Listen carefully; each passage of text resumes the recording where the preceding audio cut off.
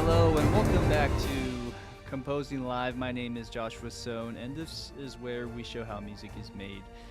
Well, I hope you guys are well. It's been a cold, snowy week here in Utah. It's kind of a little late for that, but hopefully it's one of the last times it snows around here in Utah. I've been working hard in the studio on a few different projects. One is a film score that I'm doing some additional music writing on. It's going really well, and we're getting close to finishing. And then I'm also working on a video game with some sound effect design and just game audio implementation for a VR game. I'm really excited about that. That's going to be a slow process, but we'll eventually give you guys some updates once that is all ready to go. All right, so this is one of my favorite days of the week, which is streaming day, and I've tasked myself to do some transcription work for classical pieces, such as this one that we're doing right now, this masterpiece that we call Vlast, or the Moldau by Smetana. So right now, this is part 3, and it's very slow grind, as some of you have been watching can witness and see, but we've made some progress over the last 2 episodes, and I think we'll just get there closer and closer as time goes. So we'll see how far we can go today. This is episode 3, and right now we kind of ended around measure 36, and it's not finished yet. So like from 29, I believe, and onwards, there's still some woodwinds and some tweaking to do. But without further ado, I'll go ahead and press play so you guys are caught up with where I left off last time. Here we go.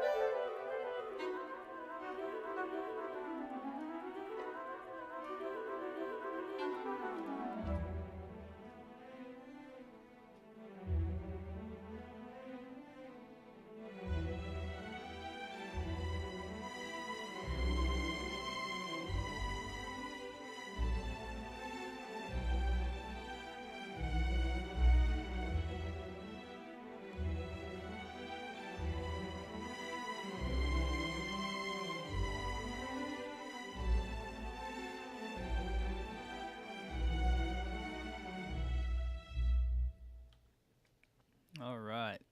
So that is where we left off. As you can hear, there's some things that are pretty rough around the edges, starting around this part where the strings come in. But yeah, the woodwinds are coming along. There are a few things there that I'm hearing that could be tweaked, but I think we're gonna focus a lot of our time on when the strings come in and when the melody hits. But yeah, I see your message there, Guy. If we can start an hour earlier for the East Coast people out there, it's kind of hard for me to do that. Honestly, I think 8 is sort of the compromise right now. I was thinking even doing at 9, just so that I can get other things out of the way during that time, errands and whatnot. But yeah, hey, I appreciate you coming on at this late hour. It means a lot when someone from a place that's 2 hours away is watching, and for me that just is a good confirmation that what I do is something that's appreciated. So I always keep that in mind. With that being said, I should also mention for those who are just joining us or watch this video later, be sure to like this video and subscribe.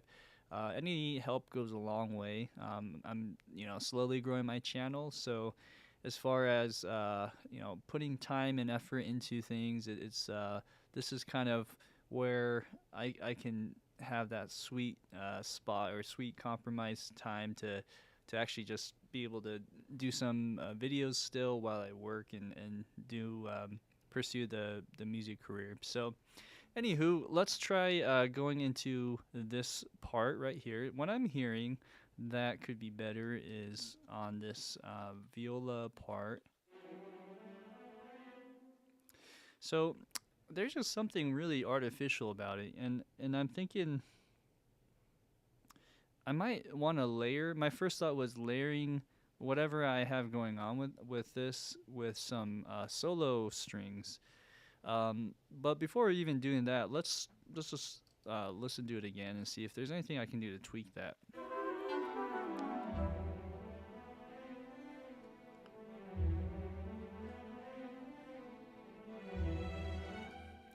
So my thought process is this part here.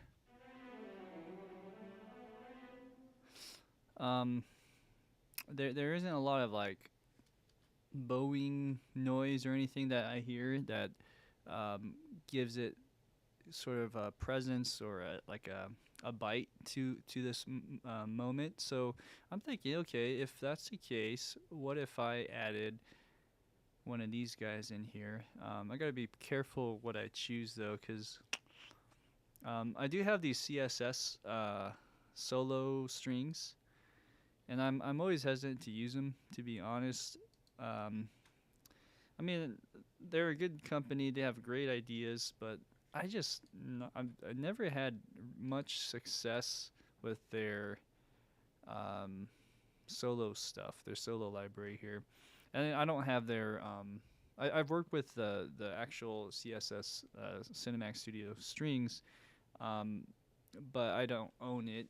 But I have used it quite a bit when I was an assistant, and I just kind of gauged it. I was like, oh, the solo strings and is similar, and I have a bunch of other libraries, so that's kind of why I held off on the CSS. But the CSS is another story. So let's see what we can do with this and see if this plays back okay.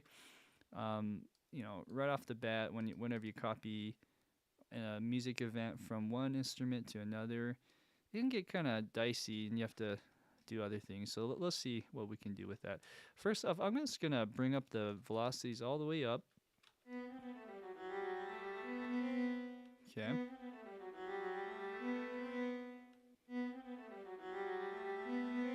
Yeah, so as you can see, that was not very inspiring. Uh, let's listen to this one. And I'm pretty sure they're overlapping. Maybe they're not overlapping. Maybe that's why. So let's go ahead and I'm going to give this uh, the best chance to shine here. Okay, see, that sounds better. That sounds way better. So that's my fault. We got to just overlap this. And I think just having a little bit of this here and there will go pretty far. So guy asked a question about orchestral tools. The only orchestral tools I own really are the ARC stuff. I don't own any of the Berlin stuff. Let me open this. One of those art or orchestral tools is the string. I think it's called like string runs. That's probably one that I would want to get down the road. But what I'm gonna do is I'm just gonna give this library a chance. So far, it's sounding better and better as we tweak this, and let's see if pushing it forward helps too. Okay, well that really popped out.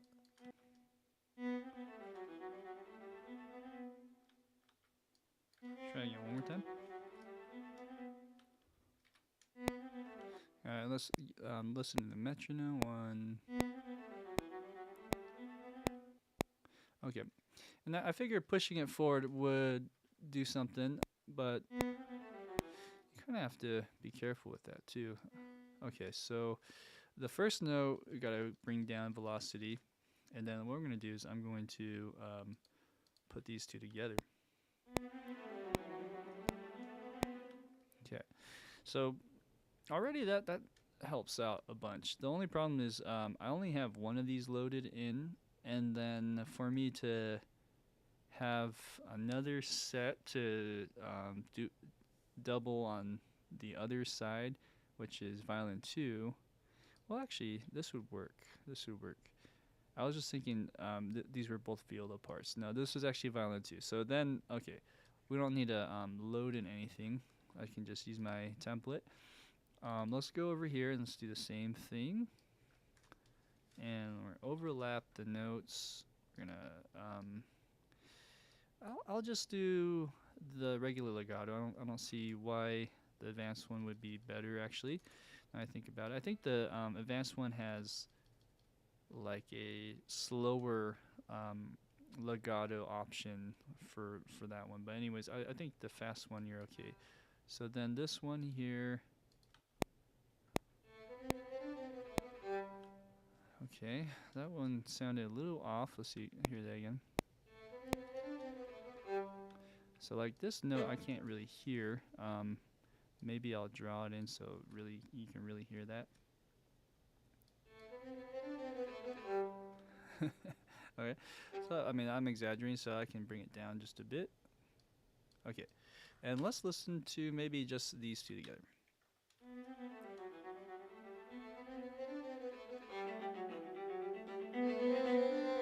Alright, and then we'll fix the scripting on that.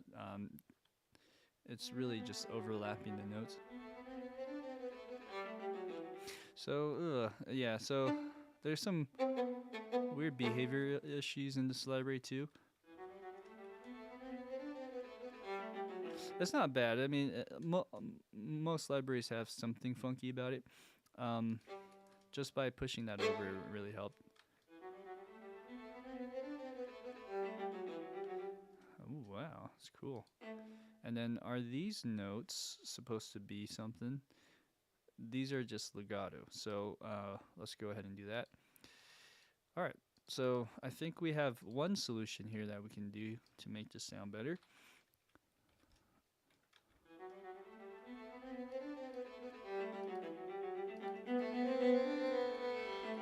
Hello.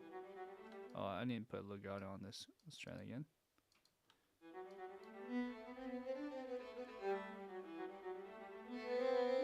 Okay, and then hello. Interesting. These are overlapping almost. Let me just double check that. So this is 38 in the score. I'll look this up with you guys. So at 38, we have violin 2 overlapping, playing the same thing. Okay, just double checking. And also, there are slurs here that are a little bit more specific. I'm not really doing that, to be honest with you. There, you might be able to hear a slight difference, but it's very minimal. I think you get just a better idea, or just more of a consistency if you just do it all slurred. Technically, in this case, so if I'm doing this, I just want to make sure that that was correct first off. Next, let's go ahead and overlap.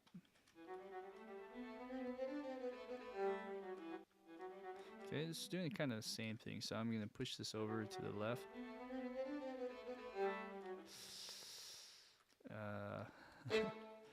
Kind of get that even rushing more.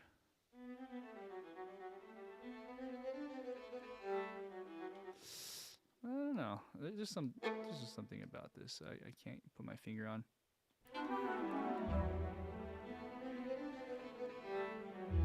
Oh man, what the heck? Sounds really good up until like the last few notes. Okay, so maybe let's not do staccato. Let's just do a legato and keep that going.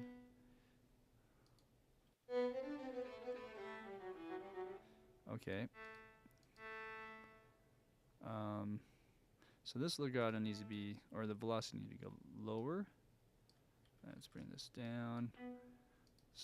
Yeah, let's kind of avoid the staccato thing. Okay, cool. Same thing here. Let's just bring this, make sure those are legato. First note is looking good. Okay, let's bring this over. Let's overlap them just slightly.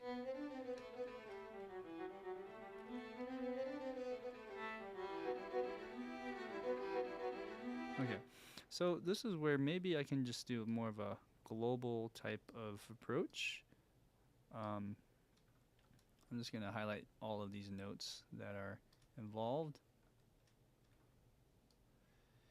And honestly, I might not even have to have anything here because there's a lot of other things going on, but at least for that initial moment, it's nice to have something there because it's so exposed and it just sounded a little too MIDI-tastic for me.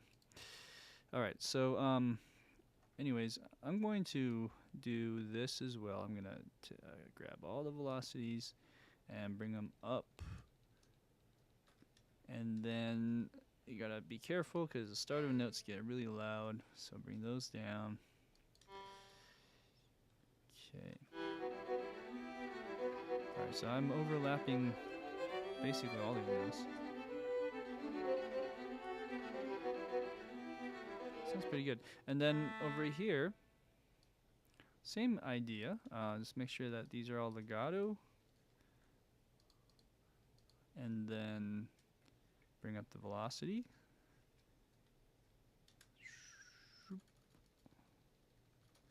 Okay, overlap one of those notes or once or twice. Bring this down. And again, the reason why we're bringing up the velocity is the scripting inside of the library. The higher velocities have a faster slur transition. Okay, and then this one here.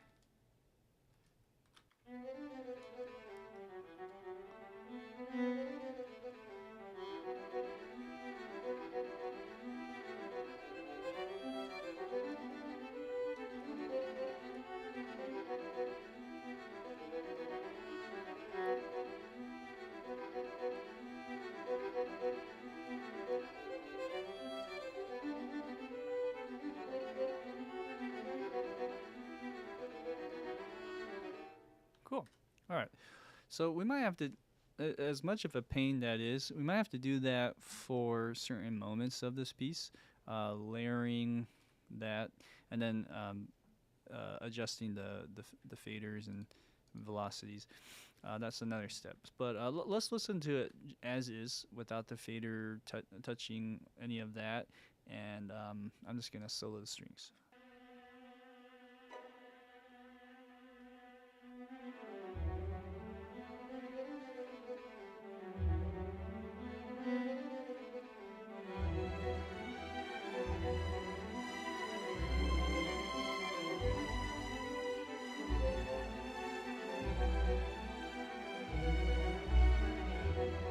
Okay, so you can get a taste of that. Now, if I mute it, how does it sound?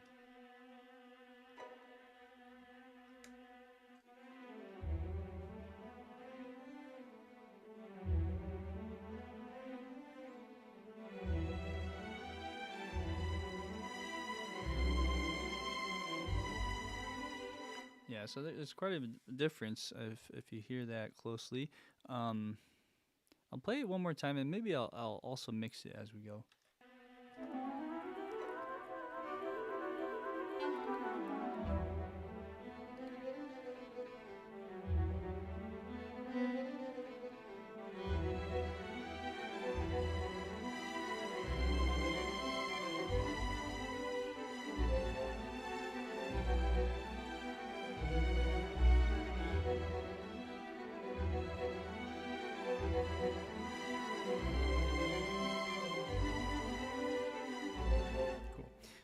It's a little bit loud in my ears, so rather than going in the mixer, the faders, I'll just bring some of this down. I wonder if I did that. Let me try that one more time. I think I only did that for one of those. So make sure they do all parts. Bring that globally down. Let's hear it one more time.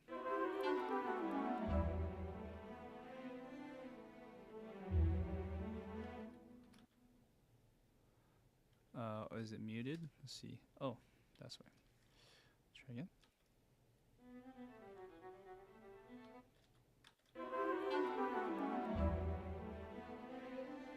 Okay, let's bring it up again.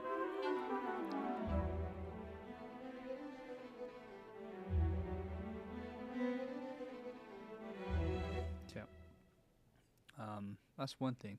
The other thing is that the panning is not matching. I don't think so. Let's listen to the violin 2.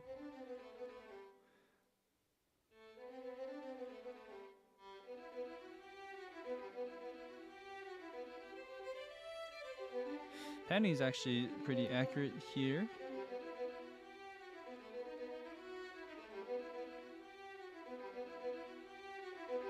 Okay, so what I'm thinking we can do to blend this together is either use a convo reverb. That's my first thought. Let's use the same one that I've been using for the other ones, spaces. And actually I already have a setting, don't I? Let's take a look at the Claire stuff. So I'm just going to go there and paste this in here. Let's see. Copy. Whoa. Why is that different? It's not letting me. I'm just going to go like this. Okay. So I have San Francisco Hall. And let's go. What am I trying to do? This is viola. Why is it saying viola?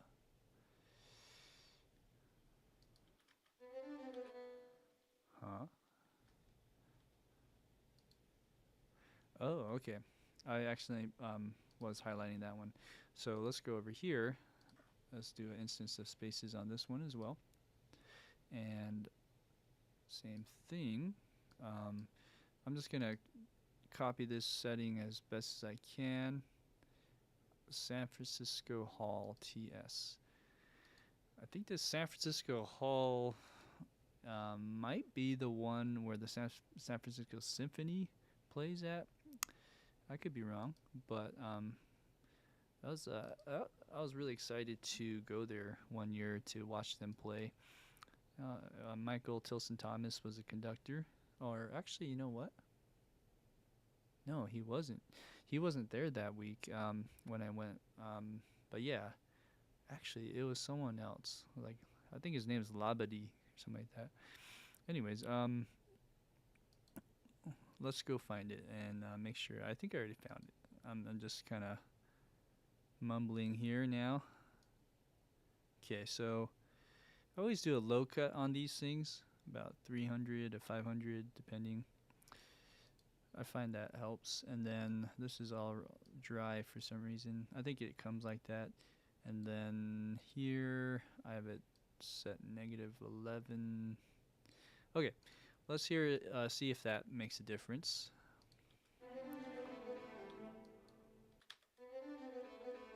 Yeah, it doesn't sound as present. That could be a problem too, actually. Let's see here.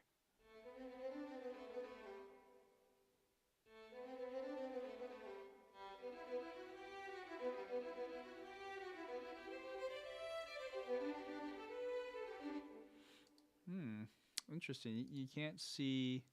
So, guys saying I cannot see at the bottom. What is the tempo? Oh, tempo is 121 ish. Okay. And then that needs to be done with the viola as well. So let's do that. Let's copy this. Let's go here. Yeah, that's weird. You can't paste the settings for some reason. It's not allowing me. Copy. paste. Oh, there you go.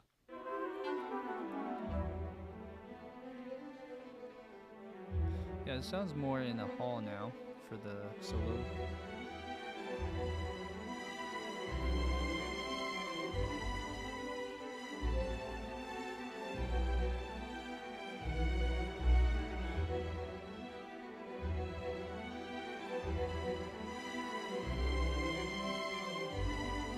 That's really beautiful. I mean, for samples, if you can combine that layer with this, it sounds great.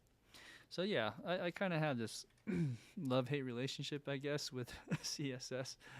Oh man, if the developer is watching, I apologize. You guys make great stuff, CSS. But anyways, it's my own personal thing. Okay, so there you go. You have that, and I think we can move on, shall we? So let's go to the next thing.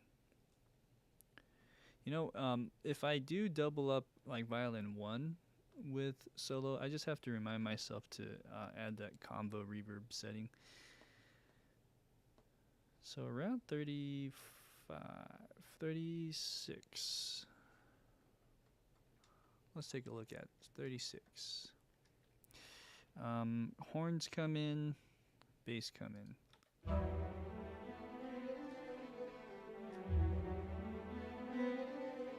Okay. There's also a triangle that's not being heard for some reason.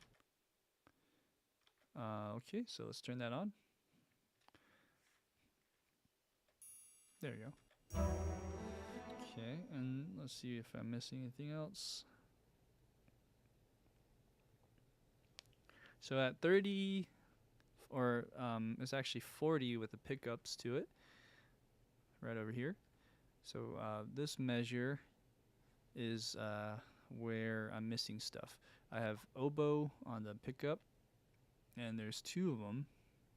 There's also bassoon, 2 voices, and then horn, which I think I already have. Okay, and then let's check out the triangle. I think there's a triangle hit just on that spot. Okay, so let's go on 40. There should be a triangle hit. One more. Okay, all right. We got the easy stuff out of the way. Let's do, excuse me. Let's do the bassoon. The bassoon. Okay, so I have 2 bassoons. I might stick with just the Spitfire for these. First off, we have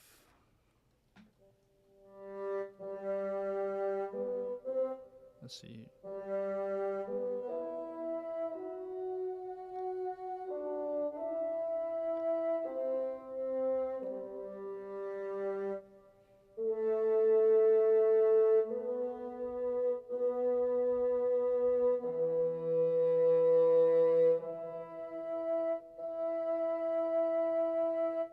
I'm gonna go down.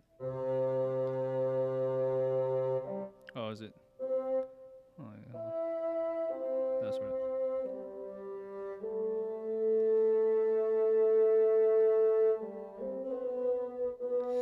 That'd be nice is getting the parts for every instrument, and so I don't have to scroll so much. But anyways, how should we do this? Should we just write this in? If I go really slow, I can slow this down. My left hand can. I don't know. I kind of like my faders though. What should I do? Let's see. Let's try the slow approach. So I'm gonna slow it down. Okay, now we're at 100 beats per minute. I can even go slower. Let's say 80. It's gonna be painfully slow. And I'm starting on the higher. Should I do the higher one? I was looking at kind of like the higher, and then I looked at the bottom actually.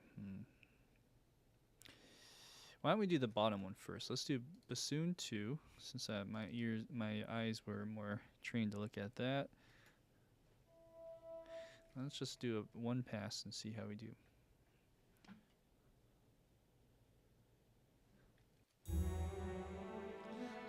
It's gonna sound horrible.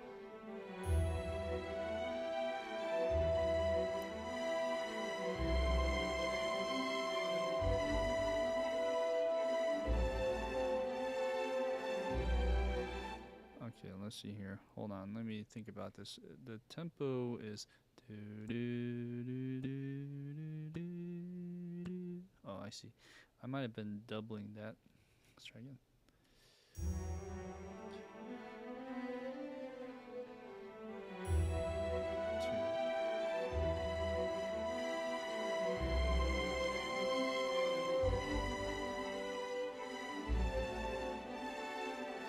Yeah. I really have to get better with this scrolling and playing. Let's try again.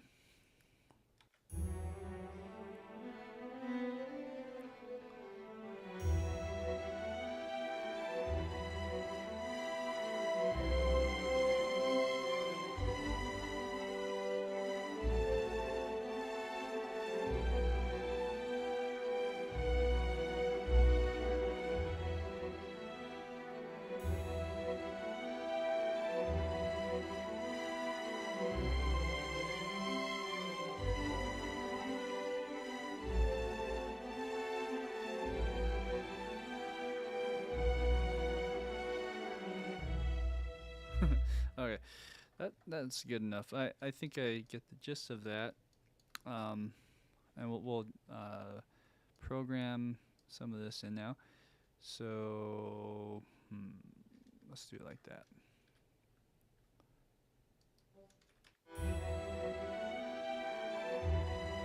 Okay, cool. And then yeah, there's some crescendos that I was trying to follow. It would be these two, huh? Okay, let's try again.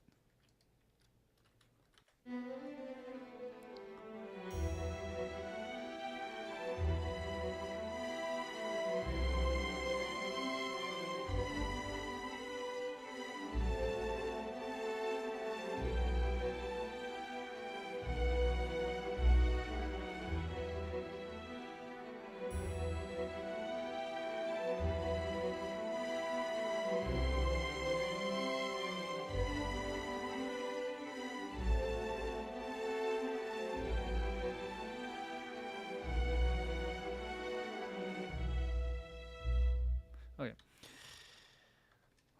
So that's step one.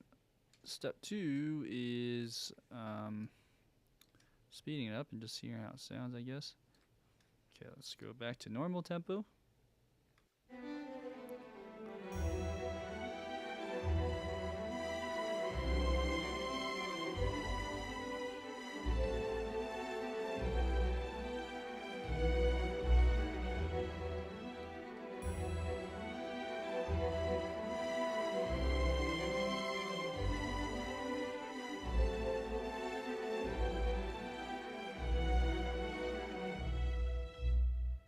Okay, that's good enough. Let's look at the next one, the bassoon one part. This one is a little bit trickier because there are a lot more notes, and my fingers can't really scroll to this as quick. Okay, so let's see. Yeah, they're way up there on the staff. So I'm looking at over here, bassoon one. It goes to E, F, and then oh yeah, it's up here. There's your G, G, G, E, E, F, and so on. So yeah, trying to scroll through and play that's kind of hard. I might have to just program this in. Unfortunately, it's not that many notes, so this will be quick. Let's find it. So we have 40. All right. So the first note is G, and this is basically the melody in a sense. I think it's done. Let's see.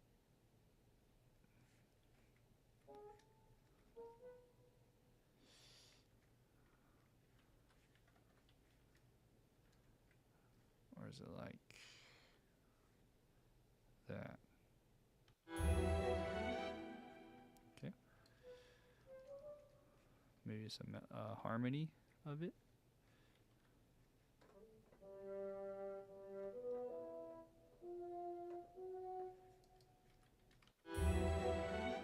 And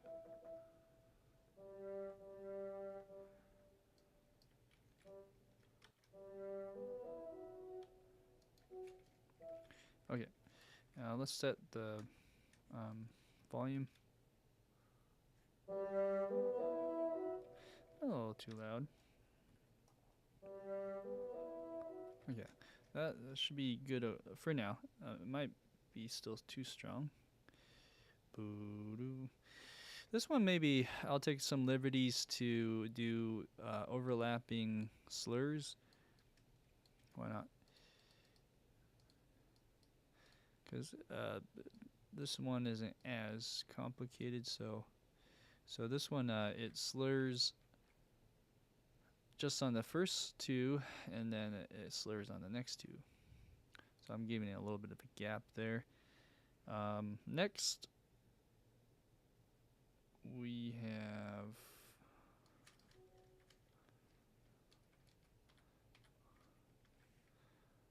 G.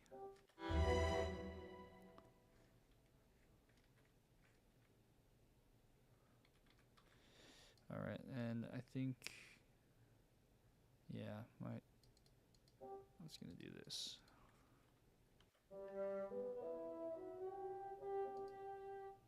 Okay, great, and then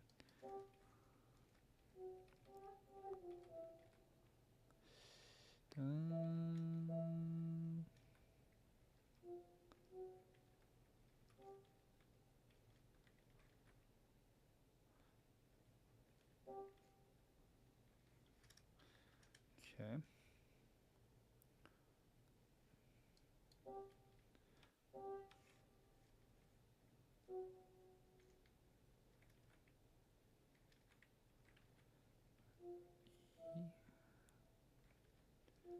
F sharp, E, E. Measure 46 is D sharp. Oh yeah, and I mentioned earlier that at some point I'm going to analyze these chords, which we will. Whenever you see a D sharp, it's probably a B chord, since we're in E minor. All right, and on 47, where is my bassoon? There it is. Here's your E. Kind of like that.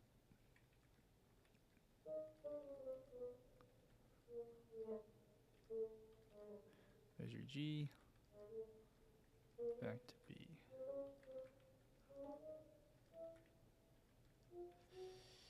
Okay, moving on. We have G, E,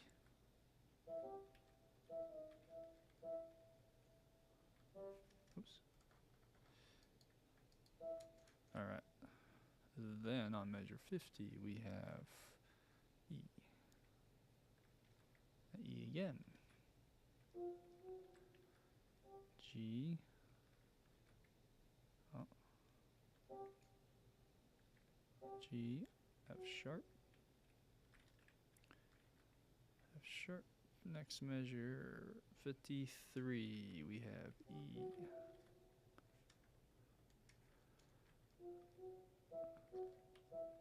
Like that. E, E, D sharp.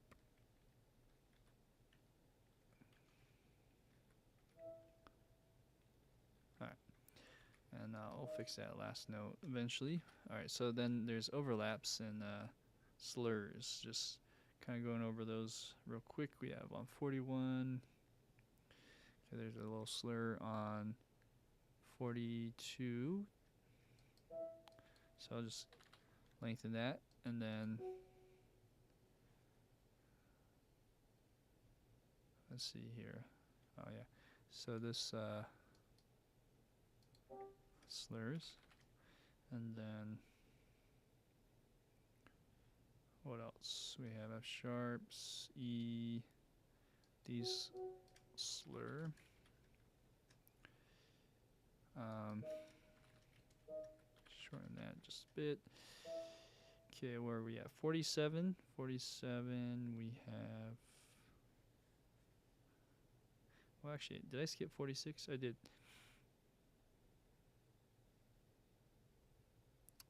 So 46, just this one right here. Slur. Okay, 47. Going back to 47, there's nothing there.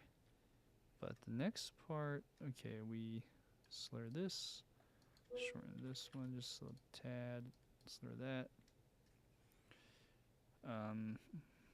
Next, we're going to slur this.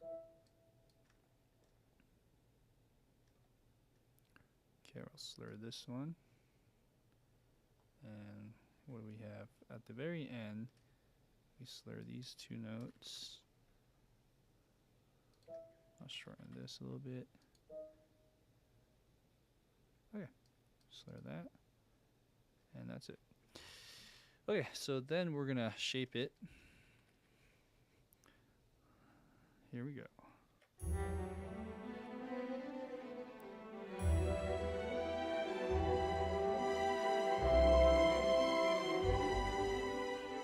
Let's try again.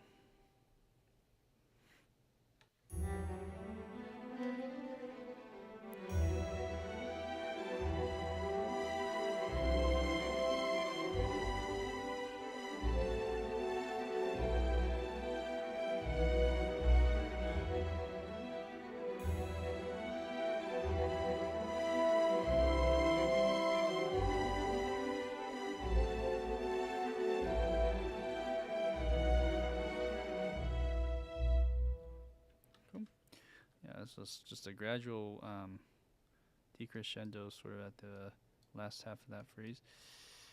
I've noticed that this part is different than this part on that.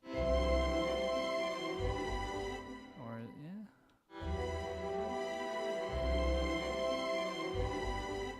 What's different about it? So here we have G, G, G, and then on here it's G, E, E. Let's just double check that and make sure I didn't make a mistake. Yeah, I think I made a mistake. So these should be G, G, Gs.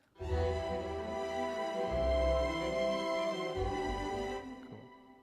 Dun, dun, dun. So I shouldn't really crescendo too much leading up to that part. Let's try again.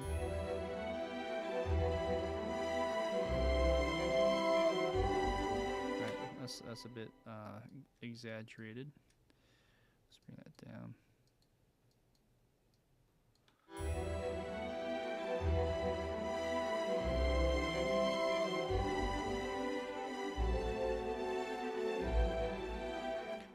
Listen to the first one.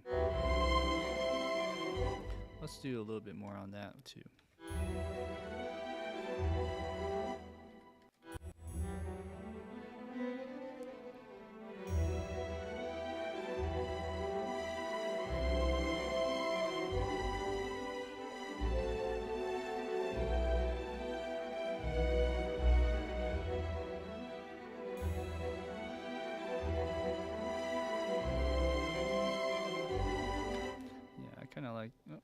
Let's see. Well, I'll keep this and I'll just raise this up just a tad. Anyways, and then maybe the bassoon, because of the register it's in, I'm gonna bring down that volume.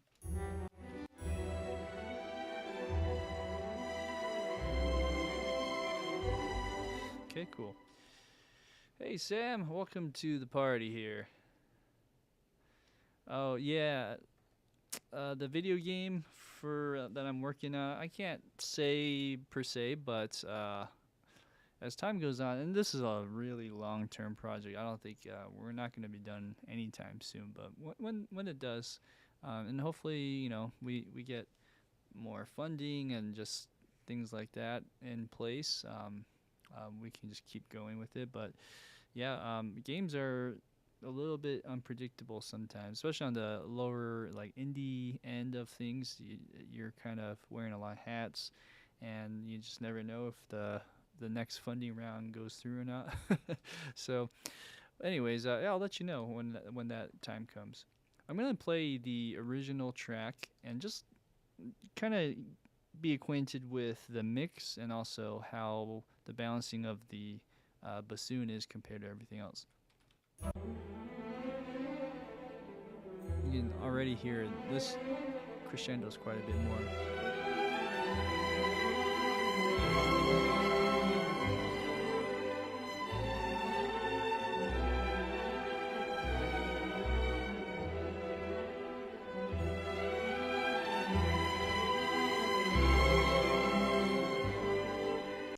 Okay, so yeah, the bassoon is super quiet. It's not gonna really poke out like how it is right now. The other thing is the strings really do have some more exaggerated characteristics. Almost like you have to really force it to get that get to that point, which we might have to do down the road using some CC data and stuff. But um, anyways, that's something to think about.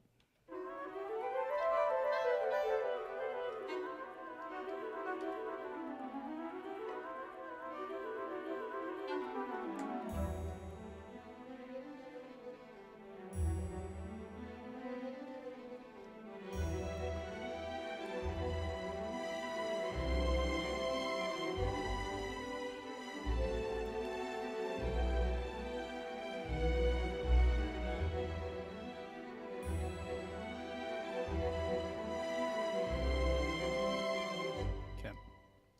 So what I'll do, just as a change on that, is I'll just bring this down and scale it on both ends slightly. That will help. Okay, and then that will do it for now. I might want to do another pass on those viola and violin 2 string runs that's happening right here. So I might come back to that. What we do need to do is move on. Let's add the oboe. So the oboe also starts around the same time the bassoon comes in. Right with the oboe, we have, let's see, it's similar. Well, let's see, let me show you what I mean. Okay, so note-wise, it looks like oboe 2 is playing with bassoon 1. Let's look at the next one. So this is oboe 2 and bassoon 1.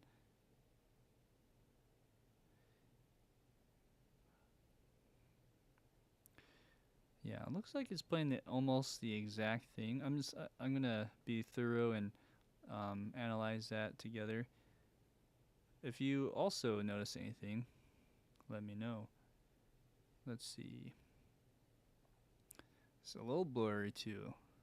It's not the best scanned PDF. Let's see. Okay. So at 47, it looks like it changes. So at least from there to 40, 45 or 46. Yeah, 46. Okay. Let's just copy and paste the oboe part. Save some time that way. All right, so we have bassoon 1, and I'm going to go to my oboe 2 in this case. Oh yeah, it's not on, so let's turn it on.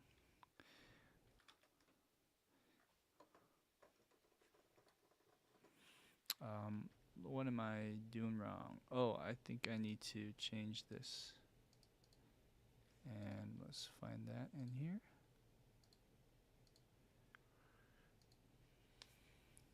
Okay, so 3. I'm kind of rearranging my template now because of this piece. I'm starting to realize certain things about where I placed solo instruments. So this one should work now. It's really quiet. Let's make sure also the articulations are all set in there. Looks like it's good. Let's bring this up a bit.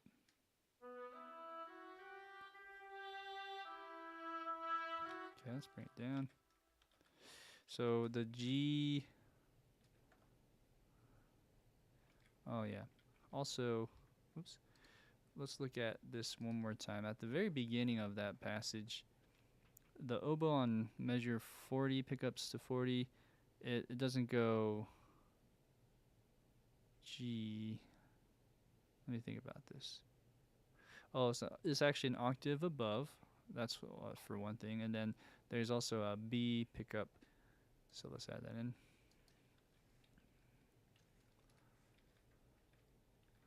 Like that. Okay, let's highlight the whole thing, go up an octave.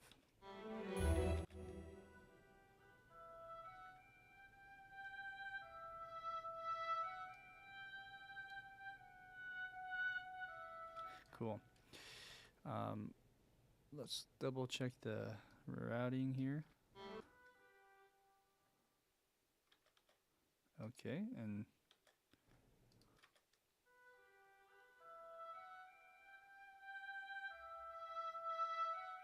all right, up until 46 is good. Okay, and then here, what happens? Oboe 2 and bassoon 1 converge, as you can see. So we need to change that. 47. Well, let's leave it as is, and then actually I have my score on this iPad in front of me. So on 47 I have the B, and that goes to B, G. Okay, now it looks like it might be, well, it's doing similar stuff. It's not quite the same, but G, B. Okay, well, now it's almost doing all the same. 50. Da-da, da-da, na, na, na,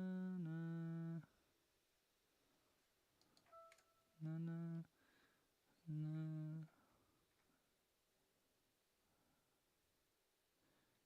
Oh, interesting. Da, da, da.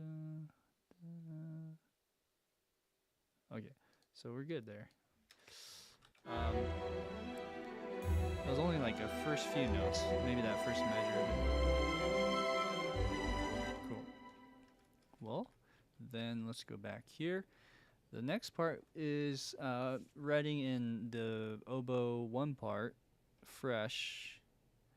And it looks like this is probably playing the same thing the violin 1 is playing, which is good.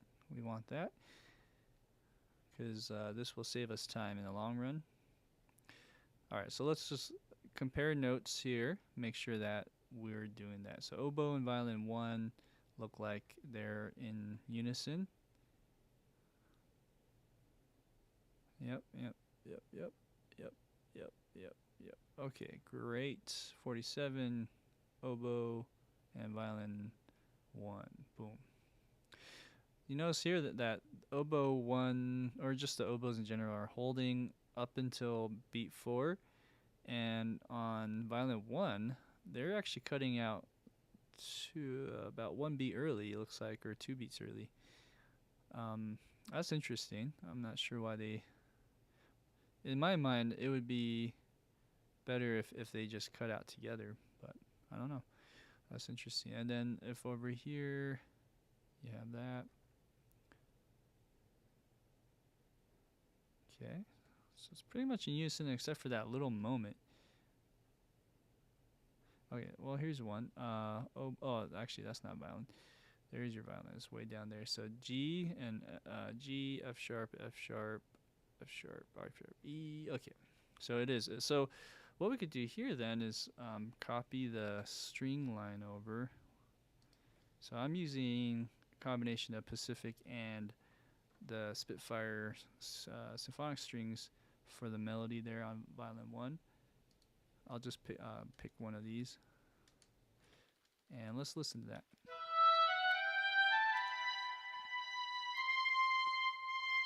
Let's make sure they have legato.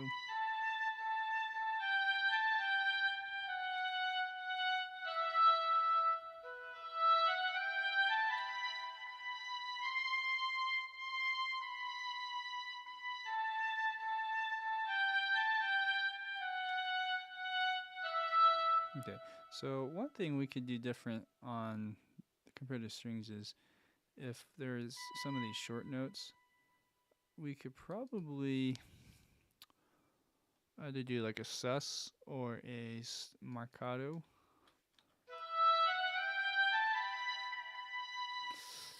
And then I noticed that this is east-west. I'm giving east-west a chance here, the Hollywood Opus. I'm also thinking maybe I have these Claire oboes. So same thing. I last week when I was doing this, I realized maybe these Claire ones would be a good fit. And then all we have to do is add a convo reverb here. So that's what I've been doing. Actually, let's do the other one. Spaces. So the one with the 3 slashes is what we want because that's a VST3.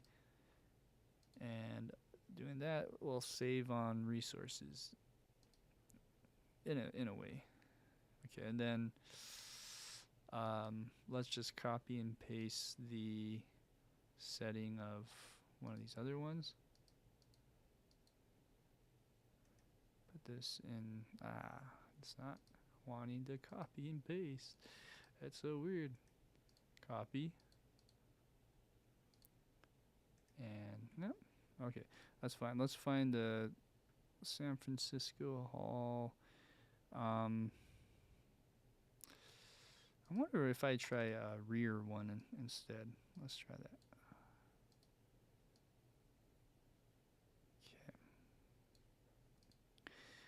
Okay. I'm curious. I'm not shutting down the east-west yet. Their oboe sounds pretty decent. This one though is a more soloistic, and I need to turn on, of course. Okay, and then let's maybe put this here.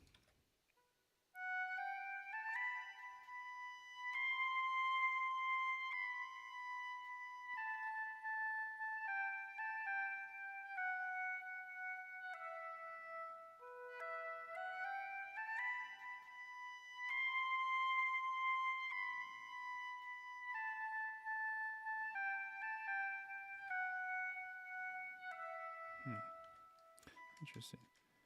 All right. So that's that, and then let's just compare. I'm curious what sounds better. There. This one's way too loud. Let's bring this down.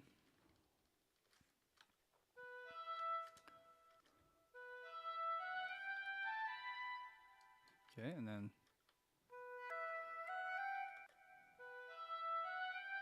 this one has more of a hall feel.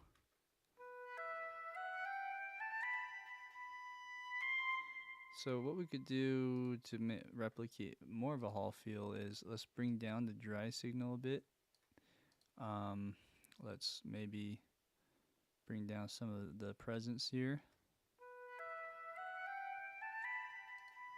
Okay, let's hear the difference again one more time.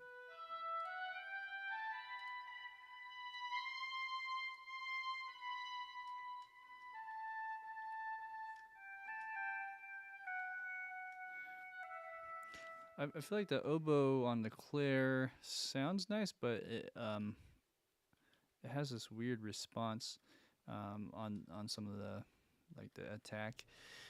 Well, let's try the oboe here, east west.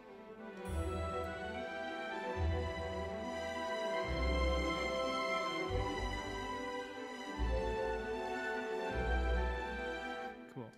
Yeah, it sounded good up till there. This is more of a timing issue.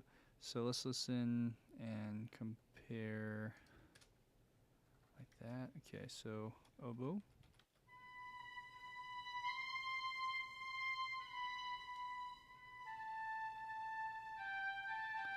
So yeah, it's not bad. It's just like rushing on a few parts here. So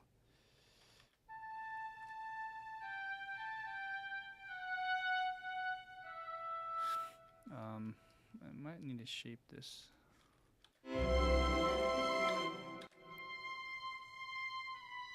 Oops.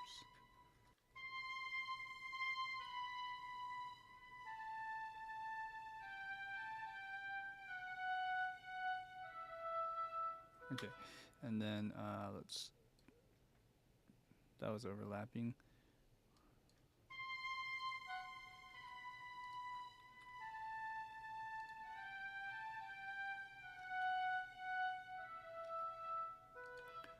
Okay.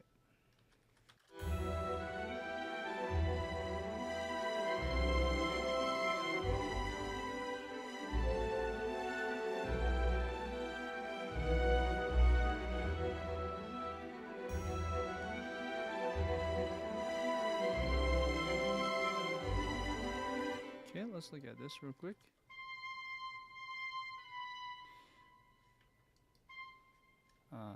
Let's shorten this.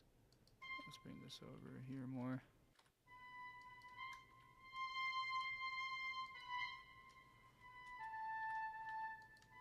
All right. I feel like the timing here could be better on strings too, so let's fix that.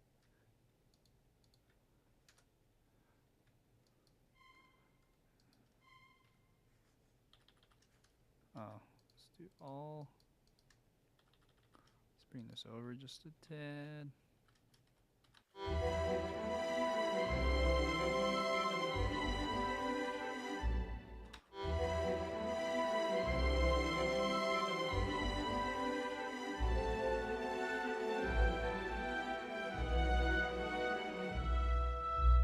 Cool. I'm not sure why some of these are overlapping and some of these aren't. I thought maybe I recorded it twice, or I don't know what I did. I thought they were identical. Yeah, I don't know. Something's. Well, this one I adjusted with the oboe, but the other part should have been fine.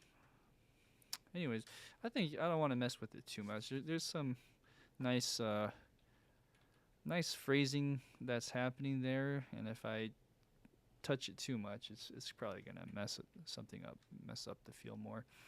All right, so that is it, I think, for that passage. So for measures 40 to 54-ish, we had some things there. Yeah. Now, I'm just going to double check, and then if we're good to go, let's analyze some of these chords. I think, I might be going ahead of myself. Looks like on 40, I'm still missing clarinet. Got the horns, I'm pretty sure. Let's double check that. Yeah, I got the horns. So I'm just missing clarinet now. No flutes, interestingly enough. I thought flutes were in this moment, but I guess we're giving the flutes a break after their big little marathon feature there in the beginning. So, yeah, okay. So not at 40, but at 42. Okay, so 42 is when clarinets come in. And that looks like this up here. Yeah, 42. Clarinets come in at sforzando dynamic, and it goes down. This is where that on that really loud part. So we're gonna just analyze this real quick. I just want to see if this is copying anything. The clarinet is also in C. It's not a B flat transposing, so it is nicer to just be able to skim through here. I don't think it's really doubling anything per se. Maybe the horns. Maybe the horns. C. So it looks like clarinet 1 and horn 1 were playing the same note in a sense. And then clarinet 2 and horn 3 are playing the same note. Is that right though, all the way through? I'm not sure. CB. Nah, it's not quite. It's like, so clarinet 1 is playing D here. Horn is playing a B. So, but it's it's very similar to what the horns are doing in some regard. So, okay. Well, it's really straightforward. They're just long notes. Maybe I can record this one. So let's go to clarinet 1. Actually, you know what? Let's do clarinet 2 first. Balance that a little bit. 43. I think I was just on it. Okay.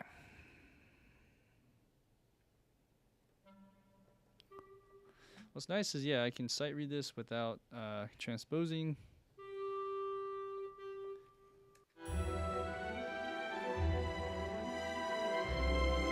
Right there. So 40, is it 42? 42, not 43. All right, here we go. So there's your G. Is it that high? Or is it this one? I think it's this one. So let's play it through one time. Let's practice.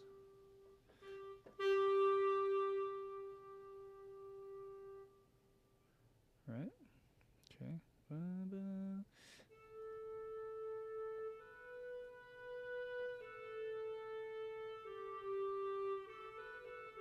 And I think you see it again.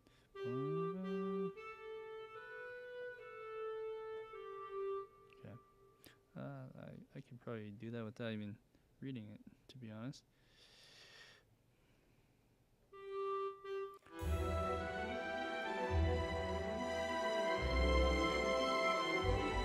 Oh, this is a G.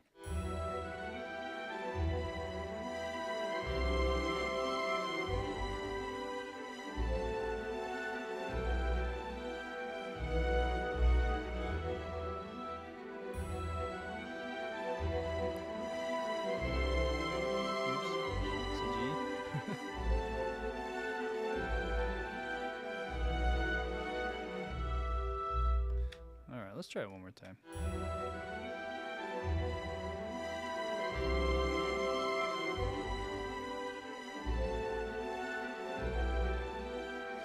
It's actually a B. Let's do it with the metronome. Oh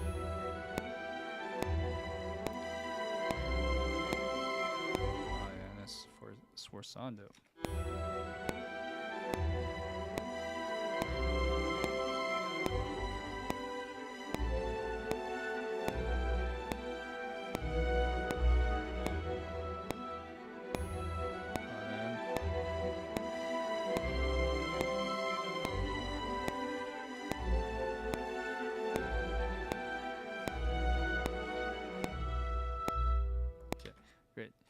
That was a little bit better. So this is a mistake. Oops. All right. We'll retain some of this that I just did, or maybe not. In the grand scheme, I think this isn't really gonna make this piece sound that more realistic if it's not quantized. Well, for the melodies, yes, but for something like this, I think it's okay to quantize. All right, so then let's bring this up. Let's try the bottom line, which is really similar, where I might just be able to change the notes.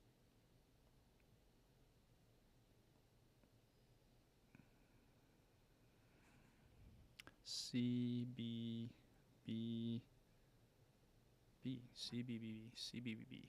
Okay, let's see if I can remember that. C, B, B, B. So it goes. Let's actually turn this off. C, B, B, B. Easy enough. C, B, B, B. And we could maybe keep the setting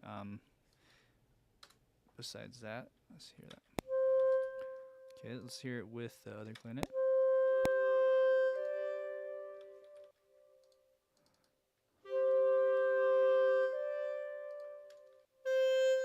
What is this, Claire? Okay, so still a bit strong, so let's bring this down.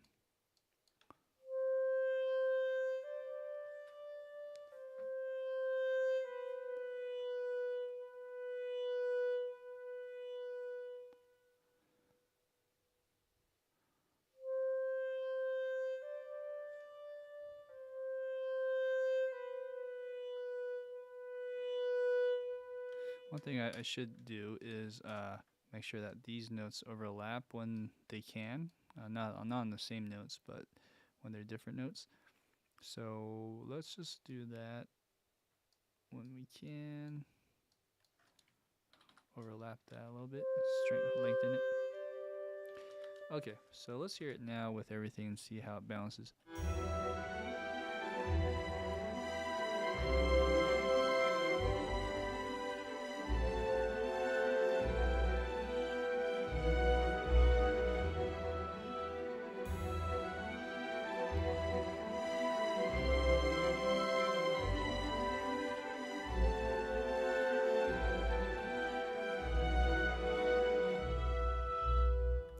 Cool. So the ending on clarinets is probably different. Let's double check that real quick. No, it's right. So, well, actually, it depends on what we're doing. There's a jump, right? So at 55. Wait, let's see here. What am I doing? Oh, okay. Page 17. Never mind. Yeah. So this is right for now. So I think then we can start analyzing some chords real quick and then move on to the next section. Hey, it's good to see everyone. Sam, the whole gang's here. Longacre, I think we're missing a few people that come every now and then as well. If Doug is here, Doug Clyde, I know he's a clarinet player. He would love this little moment I'm doing with the clarinets here. But anyways, good to see everyone. Yeah, I hope you guys are all doing well. Let's go ahead and look at these chords together. So you have E minor, A minor, just the typical chords. I love this progression, by the way, leading up into this melody. So if I can play that, you have like, and then,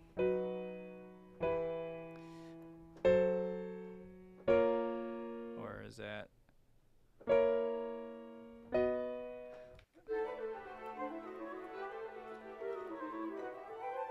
Yeah, so that part is really cool. This F sharp diminished to let's see the voicing on that.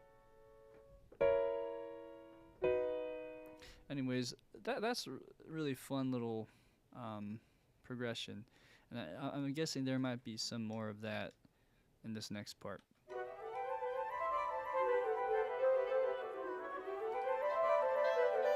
So this is all B, and then it goes to E minor here.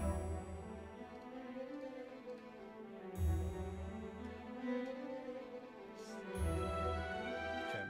Yeah, man, those strings though. I think I know how to make that sound better. We'll come back to that. So 40, we have. Let's delete that. Why don't we look at all the notes? This might help, or it might not.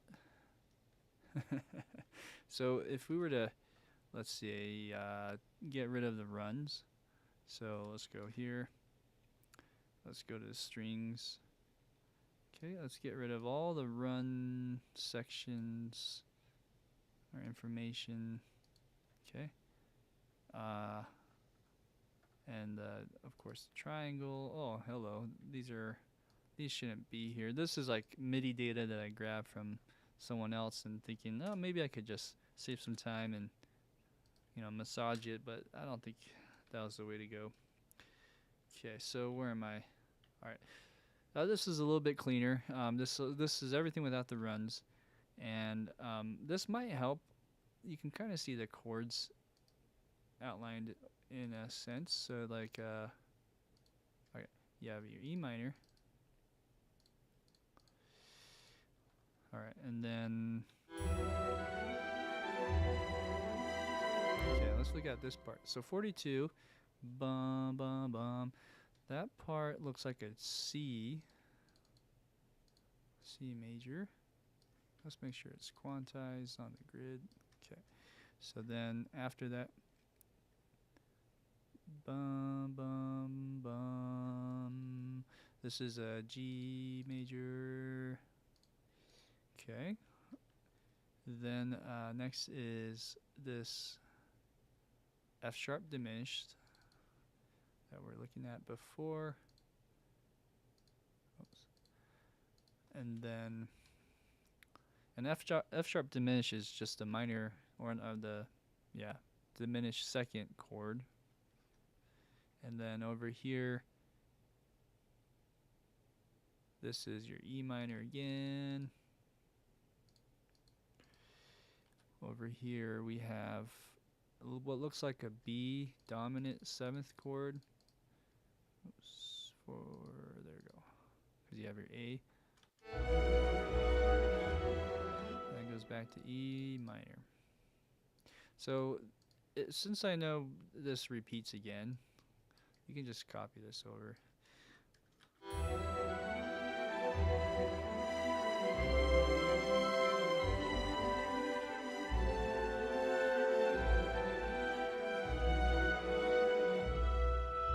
Cool. Now let's look at this real quick. So we have A in the bassoon. Let's look at the bass line. Bass core. Oh, well, duh. Look at that. There's a whole octave below that.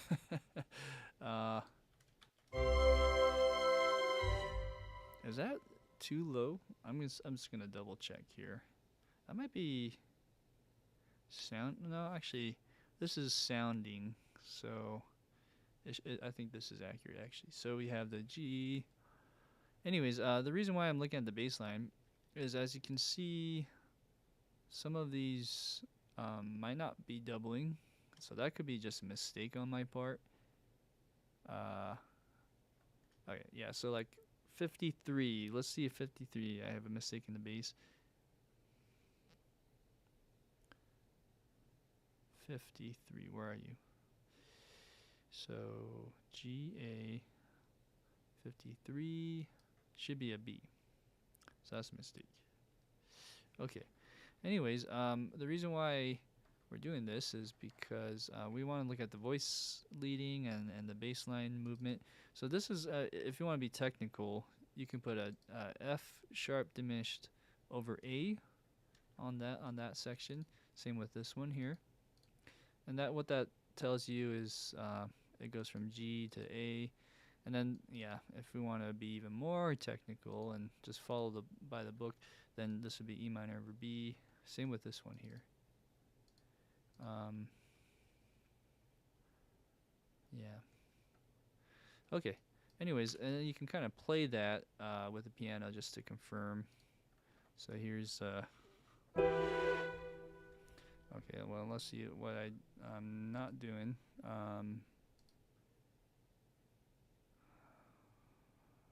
Weird. Huh. Normally I can see what's armed. Okay, there you go. So this is armed for some reason. Does that mean whoa, hello. Never mind. I think I know why this happened. It's because I selected all at some point.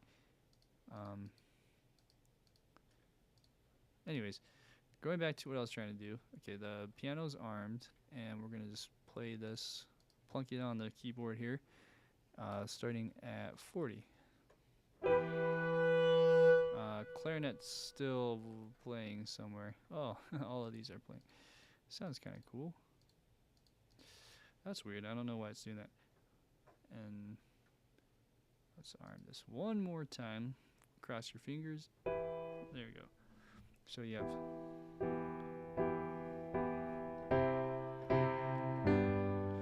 And then, what am I doing? A F sharp diminished.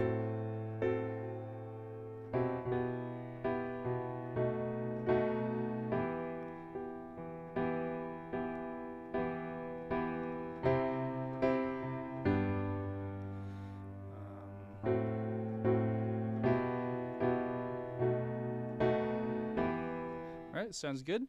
So that's a little bit of the secret sauce of this piece is this chord progression and the bass line movement. Yeah, save that in push save, and one of these days when you write something, you can kind of reference a chord progression similar to this. It's cool. If we were to analyze that even further, you got minor 1, the C is a 6th chord, and then the G is a 3rd. Then you have your diminished second, goes back to 1. So this is like that E minor over B, what do you call it, cadential 6/4 chord to the dominant 7th, back to 1. So yeah, that's a pretty cool progression. I mean, it's nothing so different. The diminished second to the cadential 6/4 and the 5, that thing is pretty common. So yeah, there's just something about that though. It's very magical. It's the orchestration plus that, and the melody just makes it really come alive. All right, so now let's look at 55. 55 is an expansion of the melody, or this theme. Let's go ahead and start with the easy stuff, or the most simple things like the bass line. So we have the contrabass playing E, so let's start there.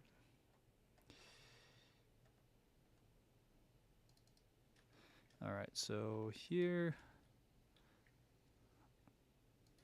I think I know where I made that mistake. This should be here, so I think I moved everything a measure over somehow.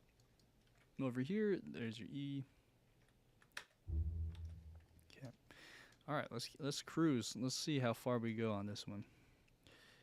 We have B, E, C, B, A, and then D. It looks like some of these have a real big accent, so I'm wondering if I should do that for even early on. Yeah, okay, interesting. You know what? One thing I neglected is I might even add more impact to the melody if I put some accents here. So let's go back one time. Yeah. So this C can be a bit louder. Yeah. So let's do that for both times, because I just noticed that there's also some accents down here when I was putting these other notes in. So we have same thing, E. Where did the accent go? There's an accent on right here. Oh, hello. And then it's saying the crescendo, so like that.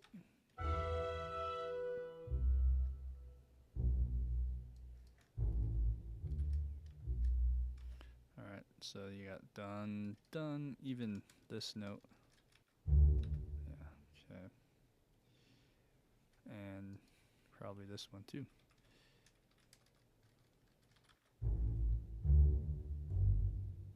All right. Then we have G, A, G. Let's bring it down though.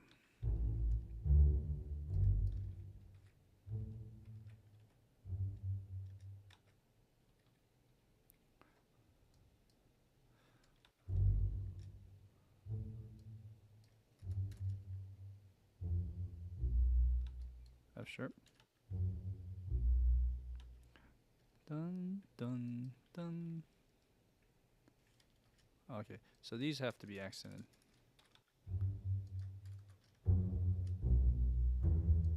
Maybe that might be a little too much. Okay, and should we keep going? Let's do the next part. So the next part is A sharp, but it's really quiet. 65 is saying, okay, whoa. It's accented, so it's really quiet and then accented.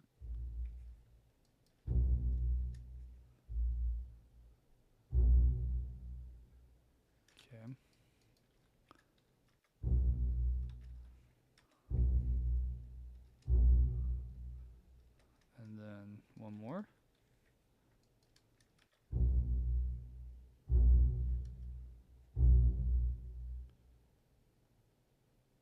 And this is where there's a big string run. And there's no bass until 73. So then I go back, like this. Okay, let's bring the dynamic down. E. E. A. Okay, bring this up. Oh. D. G. Okay, and then going to the next part. This is A, B, C. We'll do a little crescendo on these, but maybe not so much. Something like that.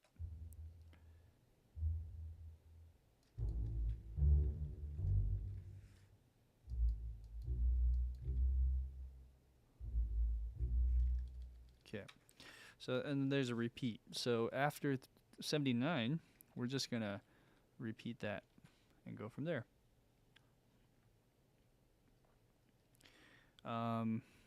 Yeah, sorry, I've been ignoring some of your guys' questions. Yeah, thank you. Pretty music. Thanks, Tom. Appreciate it. How do you know what to do in the voice leading depot?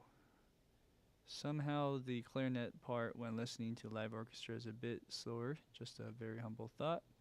Somehow the clarinet part when listening to live. Oh, interesting. Okay. Yeah, it's probably more expressive, right? And a little more dynamics. To answer your question, Sam, how do you know what to do in the voice leading depot? Man, that's a hard question.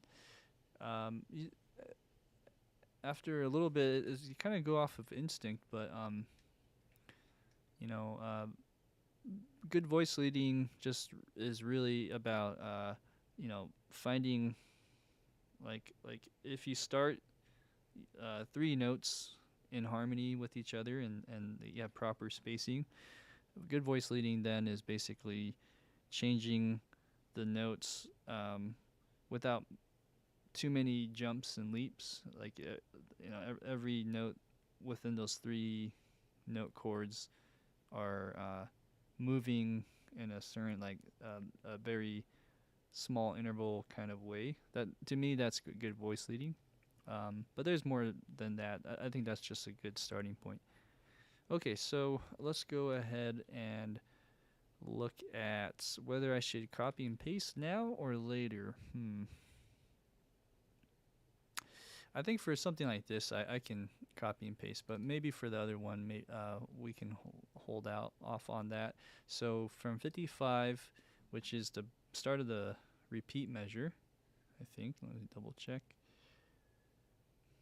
Yeah, so starting at 55, basically we would cut this and repeat it like that. And that would be basically when the next cut happens. Let me play that on the recording. Wow, that's loud.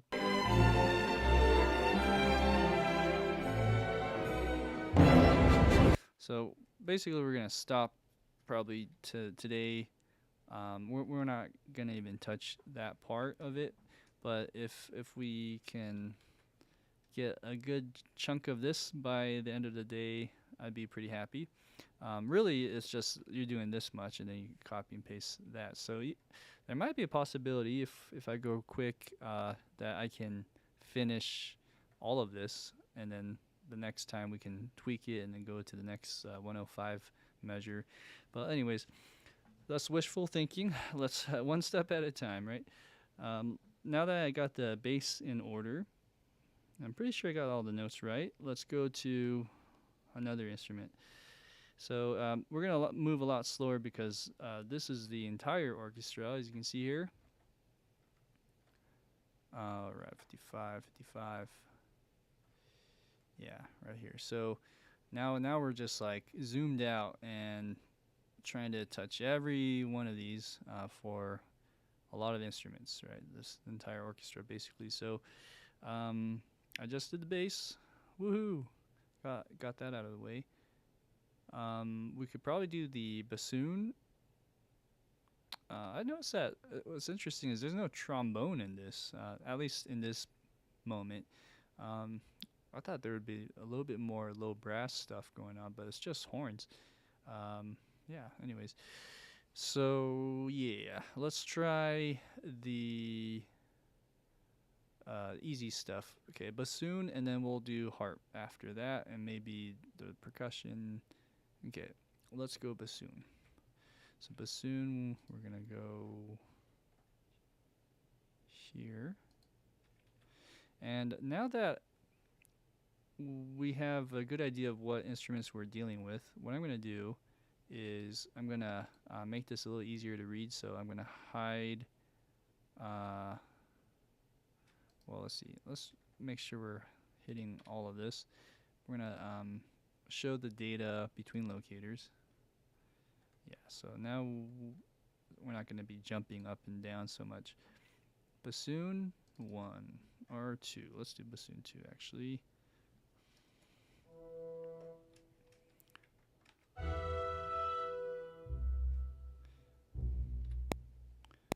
put the click down a bit.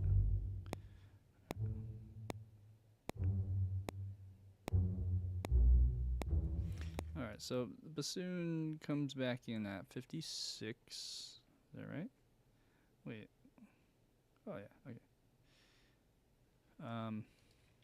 So maybe I'll just draw it in. It'll be faster this way, in a sense. It'll be cleaner. So you go like this.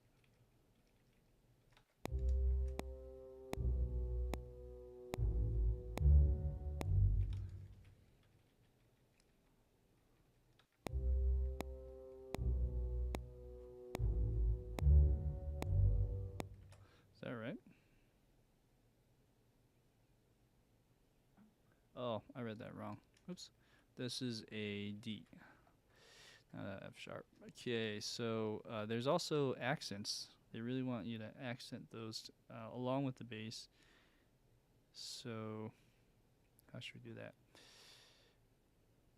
Let's go. Might be able to get away with a marcato.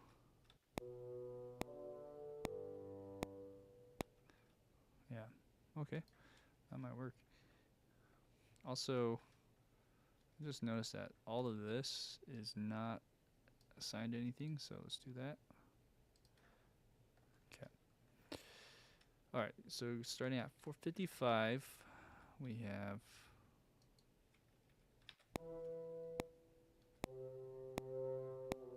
maybe too much.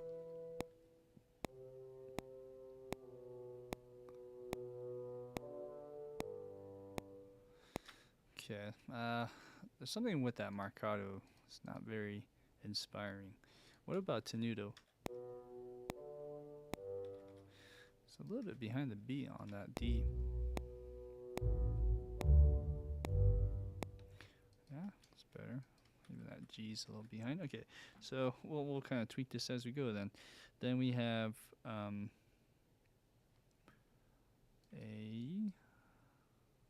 oh, this is actually a whole note in a sense. So maybe not tenuto on that last one. That works. There's not as much of an accent there. That's okay. Then we have a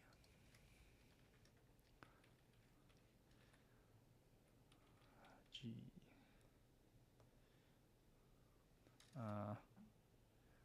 F sharp.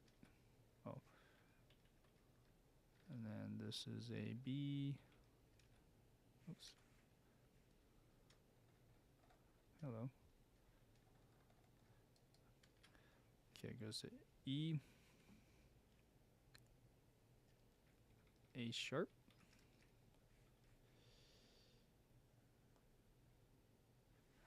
Next is B.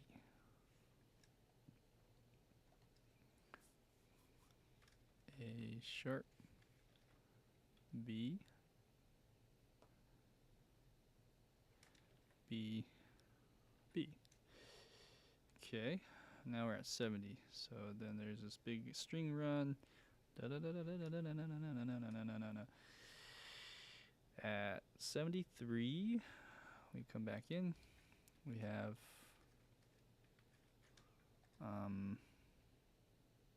E, E. Okay. And you just hold it.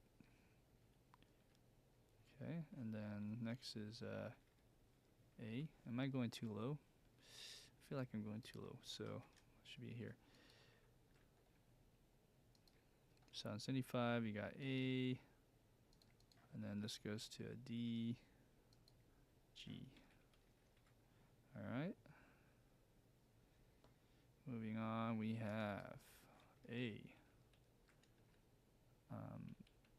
B. All right, and let's duplicate that.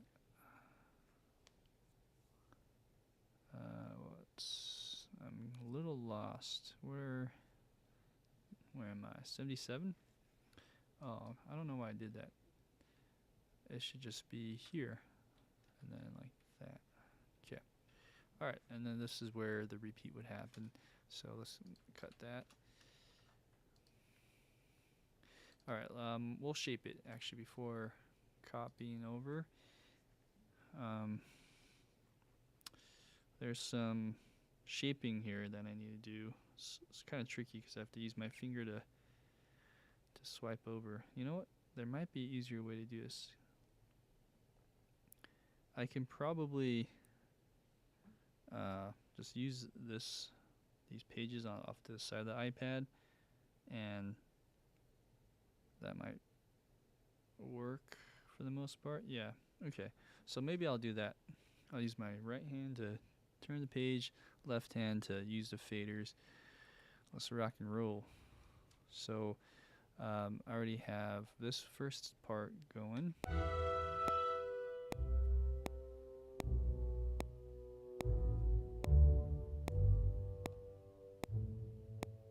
Okay, and I got lost. Let's try again. Oh man, 59. Okay.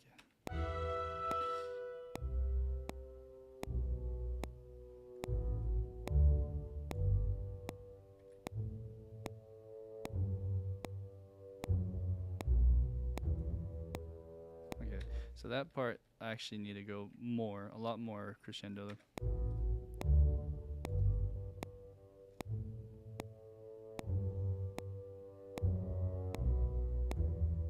Kind of like that.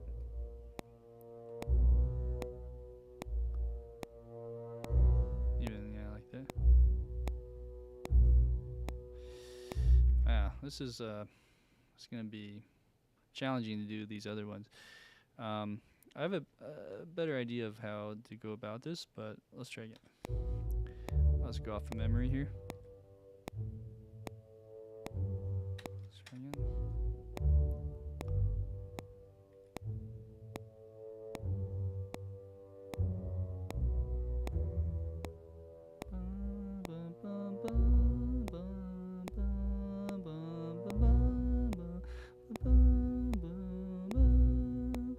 So that part I'm not sure. What does this say? 68. Oh, so we have to crescendo that.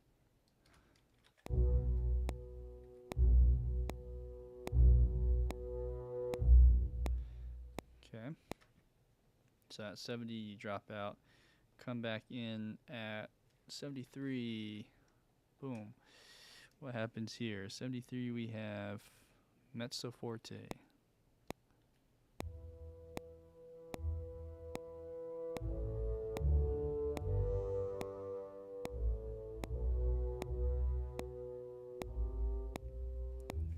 Is that right? 75 or 77. So maybe a little more swell here. So where's the GG?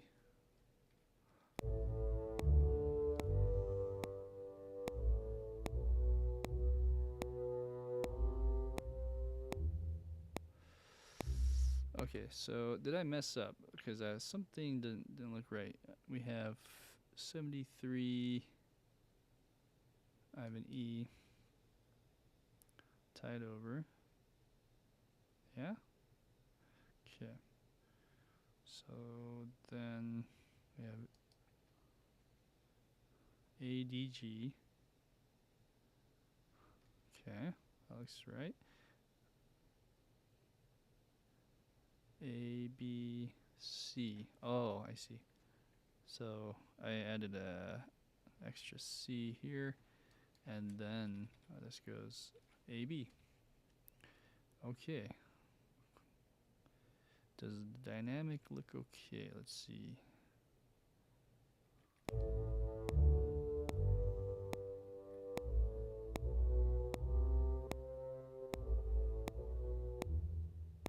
Okay, yeah, something like that.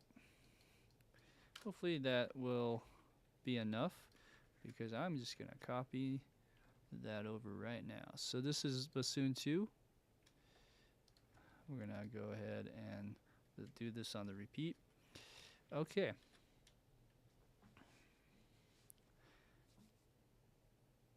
So, Sam, have you seen the free audience choir? Yeah, actually, that Jacob Collier thing.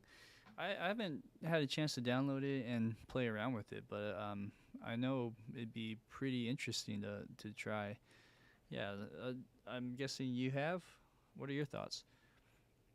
Let's see here. So now that I got the bassoon 2 part down, let's try bassoon 1.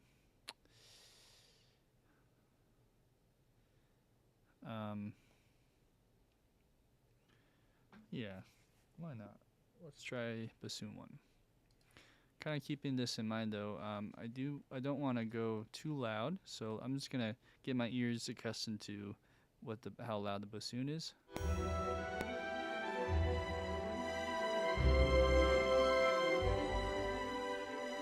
feel like it's still kind of loud.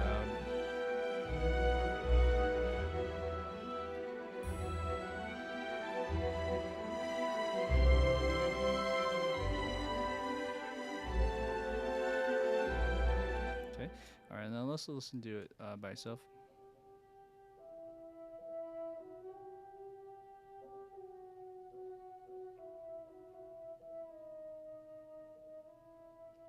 Okay, all right. So then going to 55, we're going to hold out up until here. And then, oops, we'll start drawing in our notes. So first is G. Okay, let's go to the next page.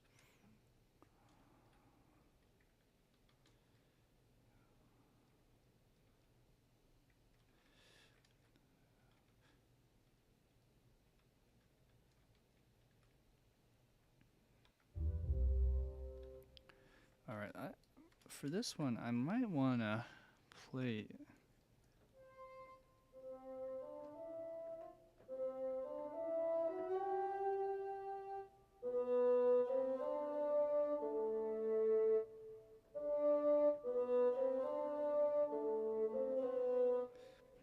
Maybe I can do this in little chunks. So I'll do it in a slower tempo, or snail tempo.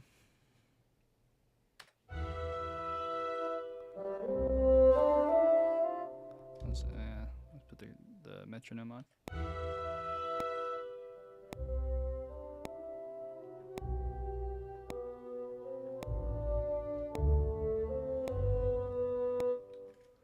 Alright, something like that. I think I can do a better job. Let's try again. But I'm going to record this time.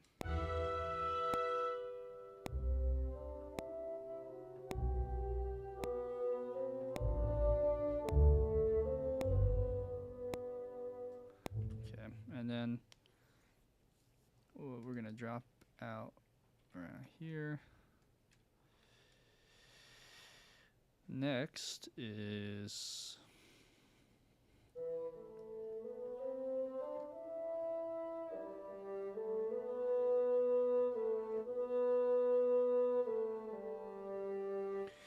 Oh, interesting. There's actually 3 bassoons here for this moment. Is that right? No, it's not 3 bassoons. I lie. So that's actually the slurs. The slurs get a little funky there. Okay. Dee da da da. I think I can memorize that part on that page. So let's go back 2 measures.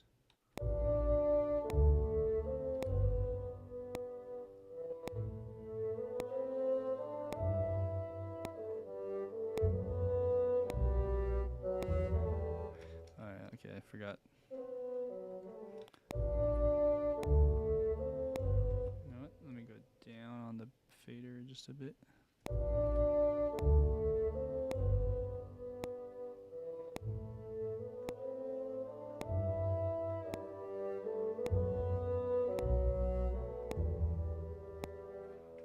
Okay. Alright. Let's delete that. Okay, cool. These are all legatos. Alright, and let's go to the next part now. So, on the next part, we have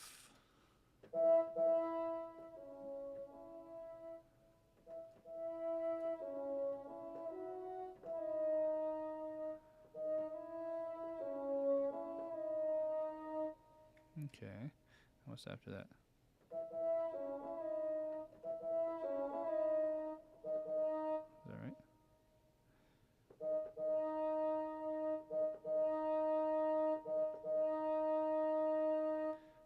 2 times. Okay. Can I do that? Let's see if I can do that in that pass.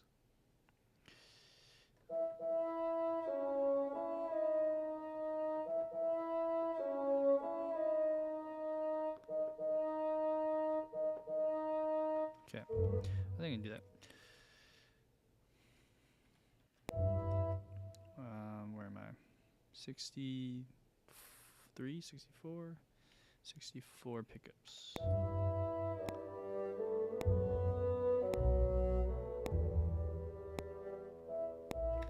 Oh, you know what? I'm gonna have to match that fader volume right there somewhere.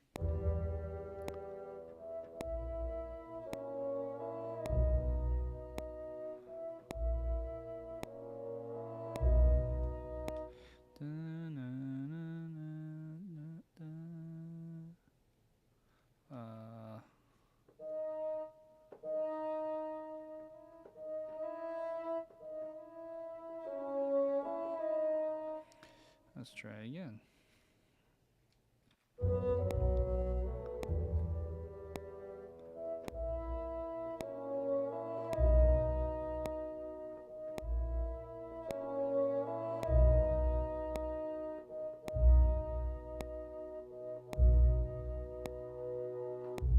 Okay, is there a crescendo at the end? Oh, oops. Well, there's a crescendo, so I'm gonna just do this.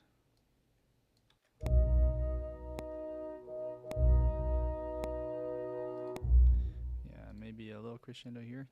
All right. Let's speed it up and see how it sounds.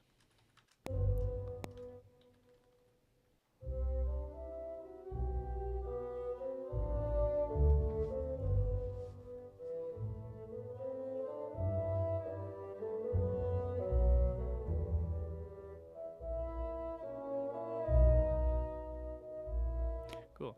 It might be just a hair loud, judging by, you know, how big these curves are, and also how it might overpower the rest of the orchestra. So let's bring this down and kind of scale it as well. I don't want to go too much. It's a nice tone. The other thing is maybe I'm rushing some of these notes, but I might be doing rushing other notes too if I record in like the violin parts. But what I'll do is just do a compromise, and I'll do a soft quantize. These are all eighth notes, so it should be okay to do something like that.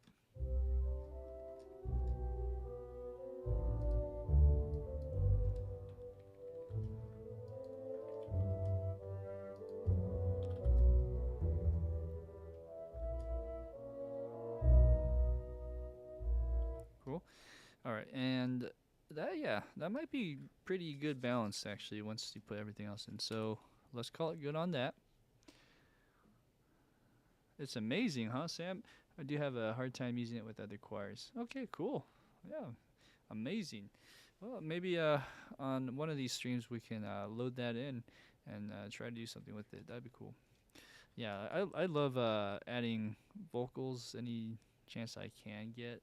Uh, I mean, you saw the art AI A Studio video, and so that was a little bit different. It's a little bit more complicated just because of the bridge that they use, but um, it's a step in the right direction. It'd be really cool to just sketch things out with some AI vocals, even. Okay, so anyways, going back to this, we have the bassoons finished, and what I'll do is I think it'd be safe to copy this section. So let's go ahead and put that in as well, like this. So then, oh, you know what? I think I'm jumping the gun. I thought I finished. I'm actually close to finishing it, but what I need to do is add this next part. So I am jumping the gun. Looking at the next part of bassoon 1, we have bassoons coming back on pickups to 73, which is here. Let's add this in right here. Okay, so over here we have B, and we could probably slow this down again, and maybe I'll just kind of play it through again so it goes.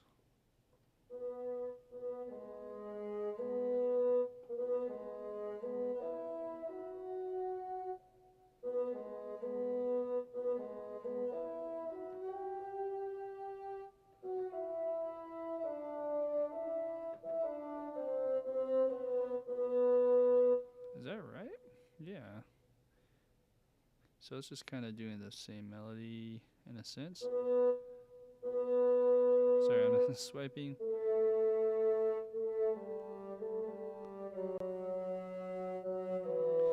I see. Okay. Let's try this.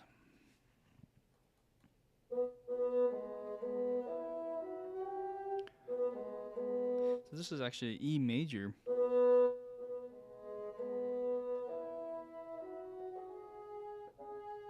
Ah.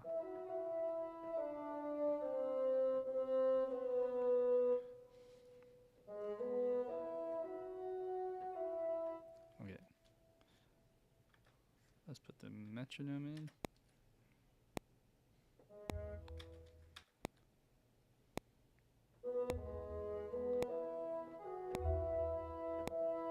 Let's try again.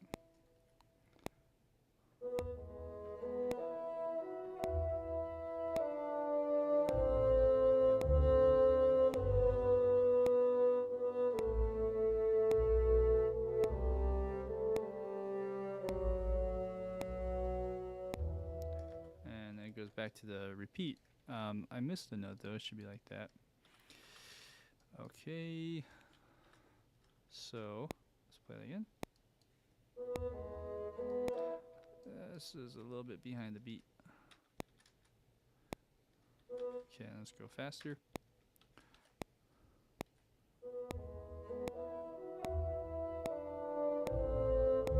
Now let's do the faders on this real quick. So, let's probably just crescendo.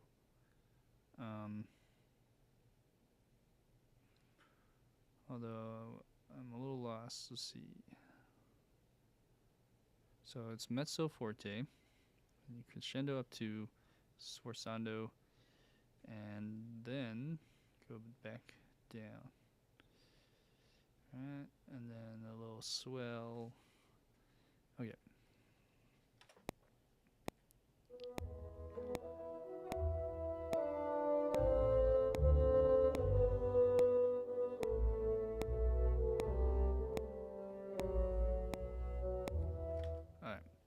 So that's the idea. And then if I were to look at how that plays with all of these, well, actually this is pretty good because we want a crescendo there. But after that, I think this is probably too loud. So again, we'll scale it down a little bit.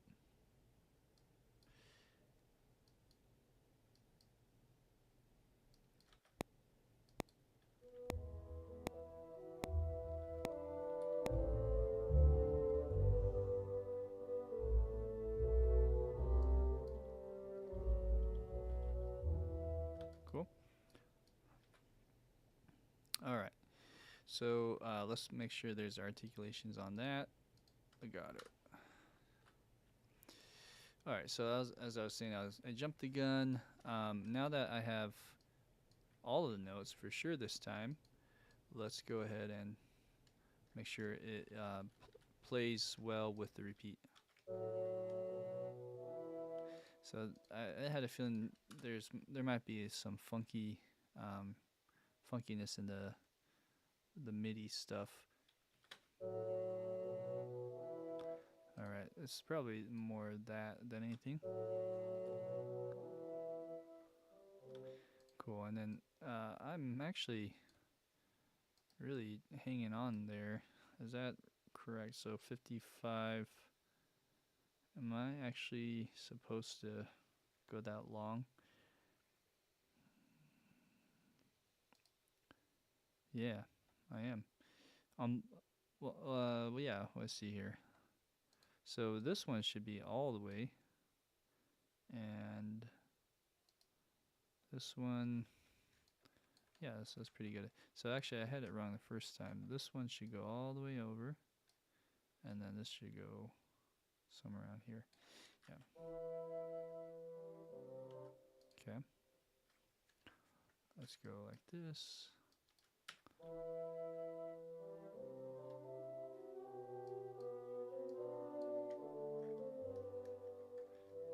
All right, cool. And then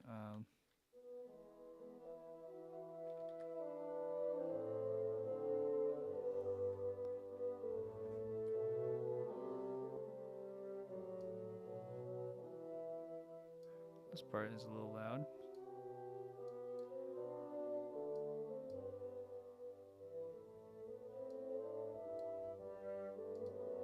All right, that sounded a little weird. It's Russian.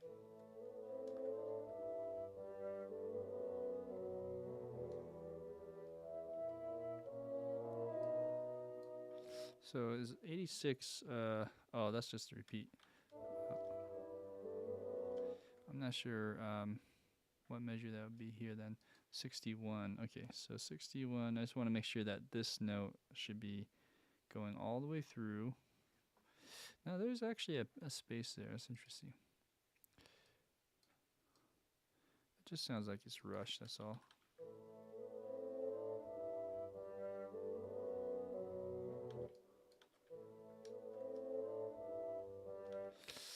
Yeah, it sounds a little off when it cuts off like that. Maybe with everything it'll be okay. Alright, anyways. So now I'm pretty sure bassoon is done. If that's the case, let's look ahead and move on. It's 10 o'clock. I think I'm going to keep going as far as I can today. So just with time, while we have the time, let's do it now.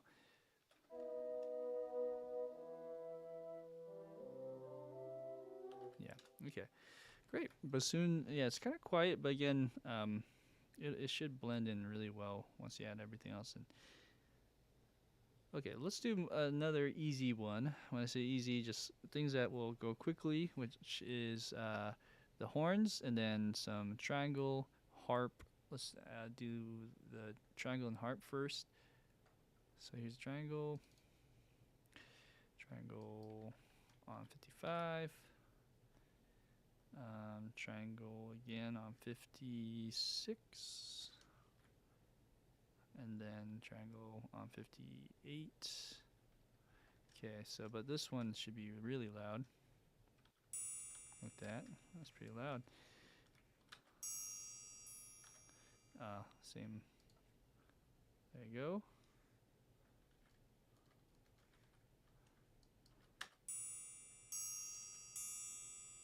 Cool.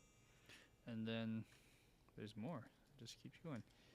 So then going back to one of those softer triangle hits. Going to that 62. Let's copy this over. There you go. 70 or 65. Is there more triangle? Okay, there is triangle here. And we're going to make this one a tremolo. Let's see. Where are you? Okay, so we need that.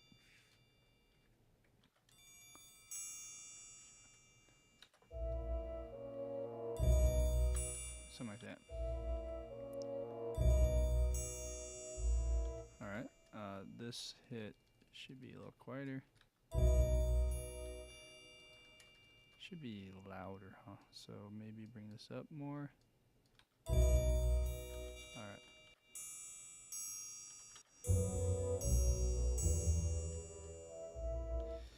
That might be too loud.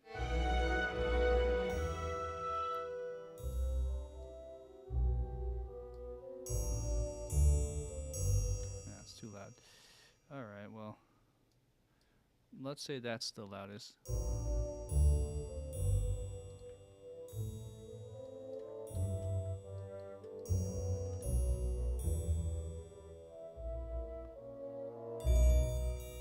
Okay, that might be a little too loud now.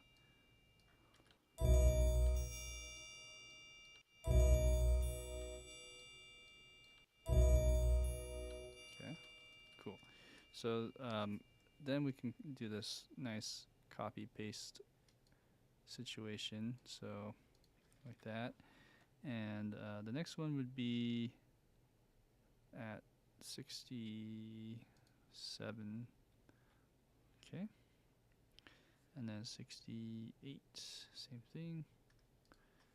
Maybe like this. 60, oh, hello. Is that right? Nah. So I have to go like this. Alright, so then you go dun dun dun dun dun dun, and then one more. But this time you're going the whole measure. Or actually it's like two measures. It's 2 measures long. Oh no, I'm looking at timpani. So this is actually just 1 measure. Like that. Okay, so over here.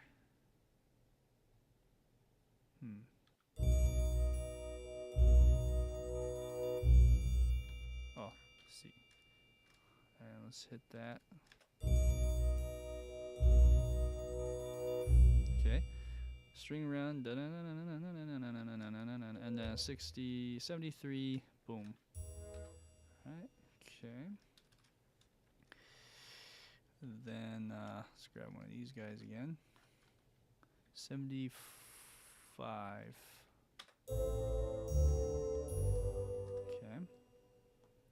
Almost there. 77.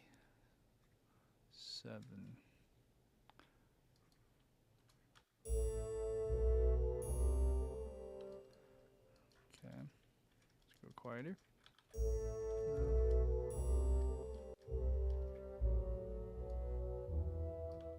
79, done. Okay. Alright. And then we can copy that over. So 55 is right here. Now let's see if this copies over okay.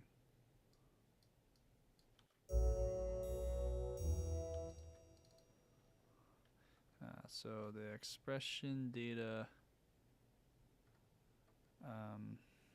goes down quite a bit from this point. So let's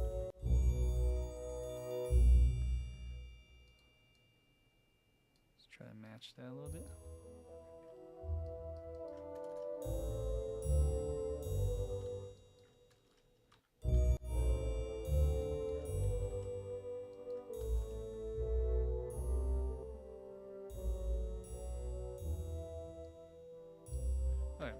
So that's a ballpark range of dynamic and where that should be.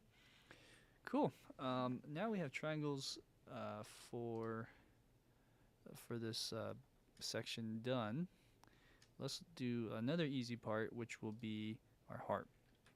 By the way, if you guys are enjoying this, for anyone that's watching and find a lot of value in studying or just seeing how um, music can be made on a computer, please do share this with anyone, any of your friends that compose that you think might enjoy something like this.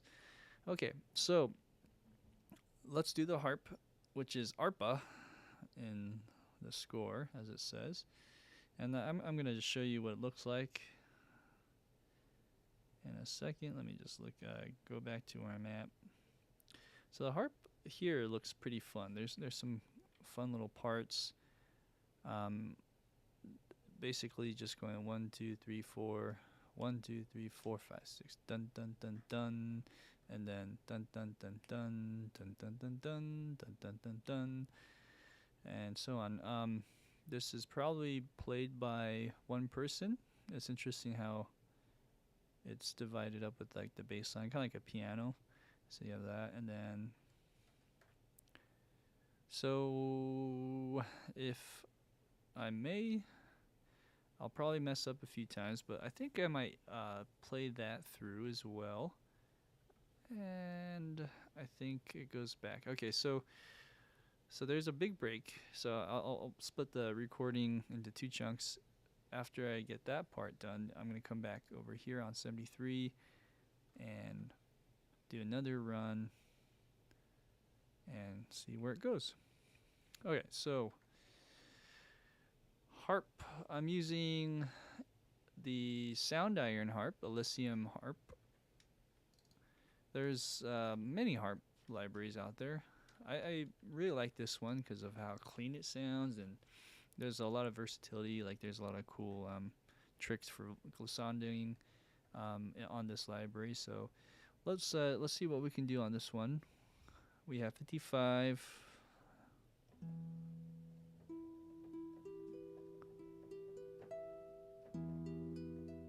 And then next page.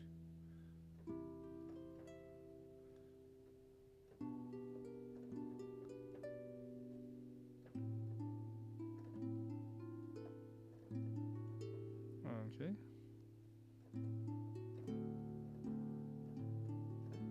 Okay, next page.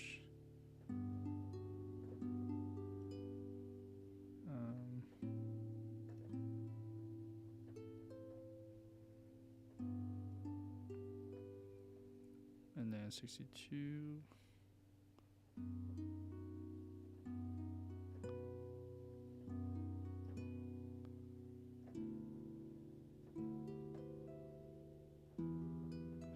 Yeah, easier said than done. Okay, so let's see if I can do it. The hardest thing is being able to flip through pages here. So like, oh man, can I zoom out of this? I don't think I can zoom out of this, can I? No, it's not letting me, without getting wonky at least. Okay, so let's try our best. We're gonna go page by page. When I turn the page, sometimes it cuts it off.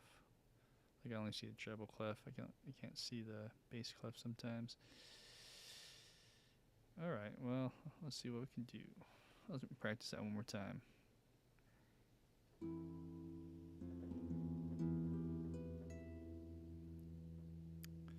So it goes boom, boom. 1, 2, 3, 4, 5, 6.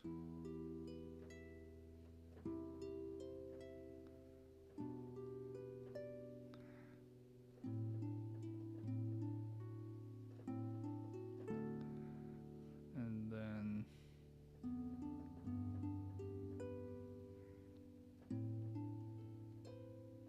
is that right?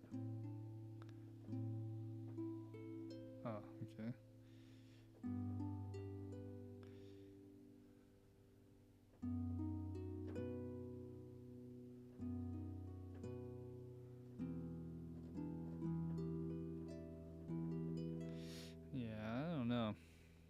let's do a run and see how we do. I might have to go super slow. Okay.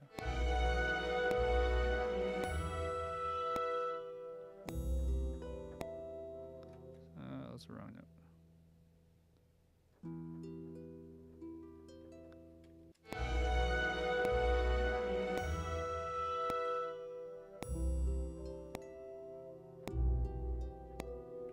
What is that, right? Oh, it was E minor.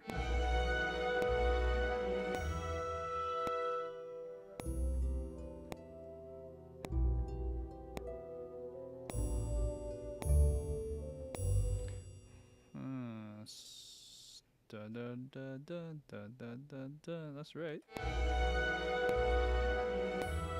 Oh, I have to land it on the E minor. Okay. I'm actually one measure behind. That makes sense. Okay.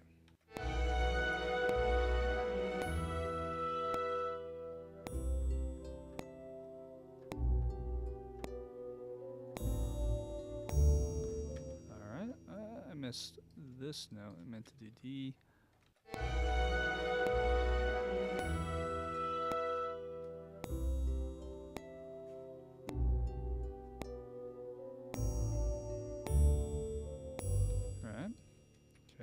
Is that right so far? Yes. A, C, D, F sharp, A. Okay. Sounded wrong. Why does that sound wrong? Maybe it's like a little flat sounding. Well, that's what it's saying. It's saying to play C. So I'll play C. Okay, going on. Then you have G.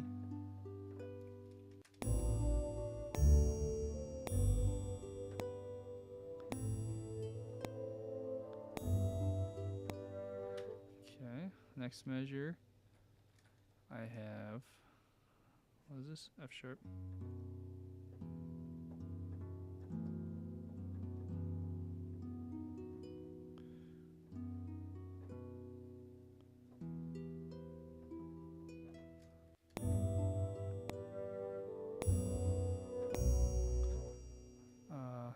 Yeah, I did play it right.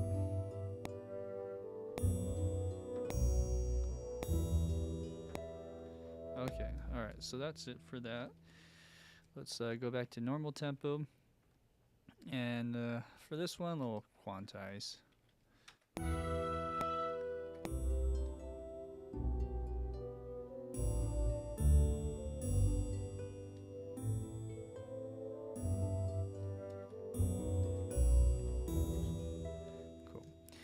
Maybe some of that was loud.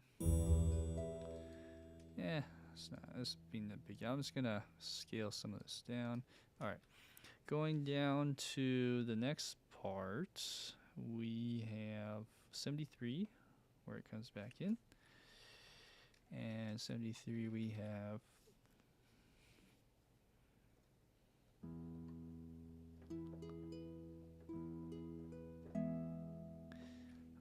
Okay, similar actually, but just with that major chord.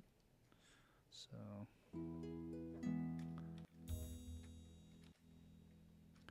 I'll put the metronome on.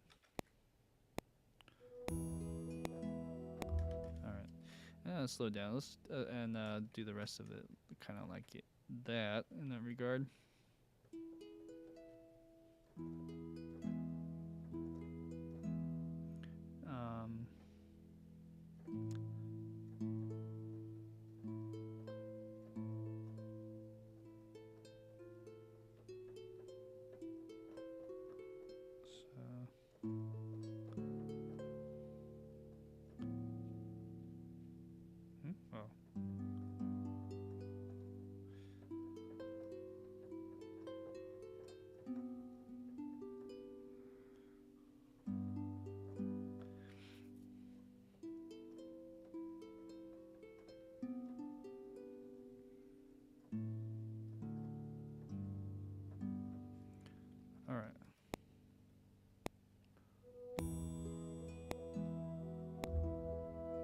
it's so slow.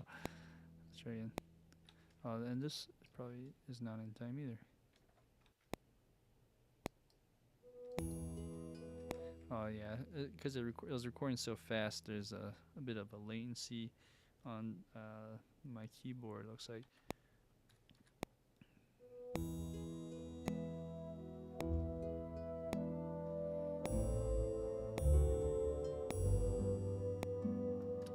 Yep, I'll get it.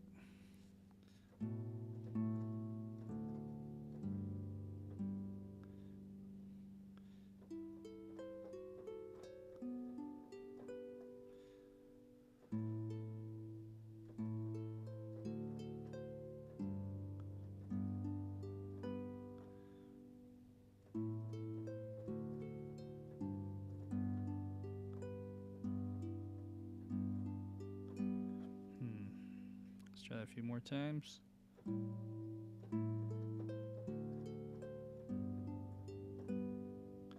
One more time.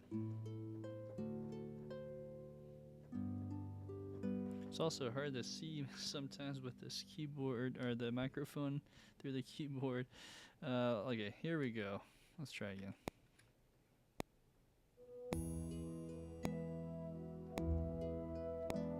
Oops.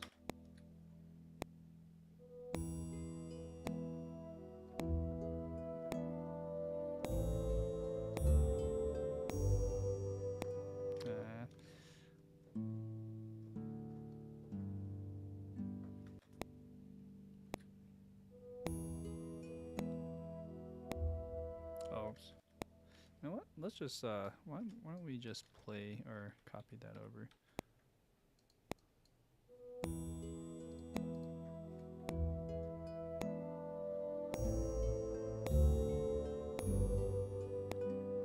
Close.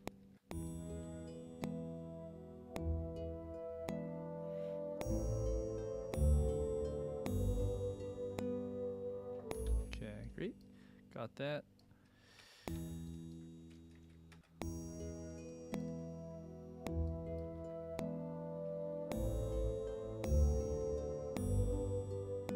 Good. Okay, so let's look at next part, 77.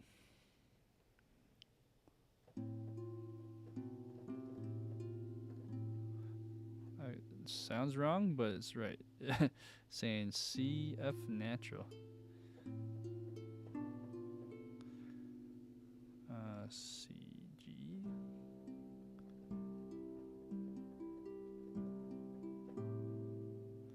Okay, well, that's a weird run.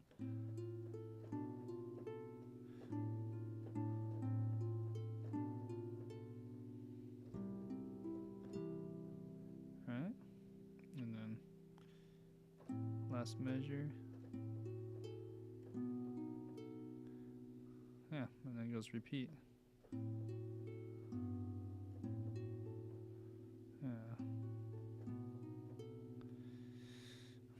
This one's a little bit trickier.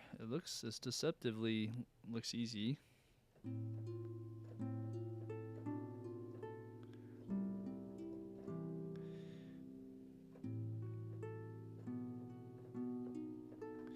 Alright, I don't know if I can play that one as well.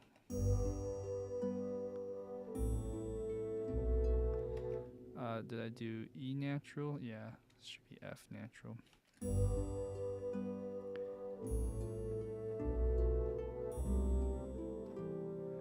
And then so on.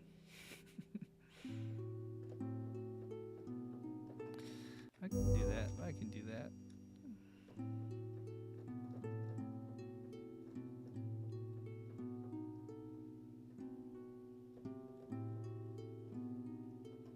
Okay, so the first part goes.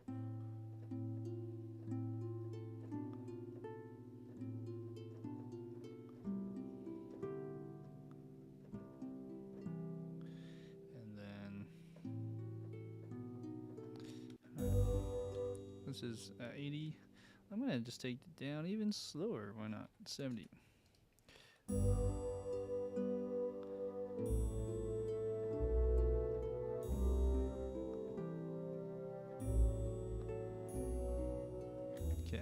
Alright, so there's that. Let's speed that up back to normal tempo.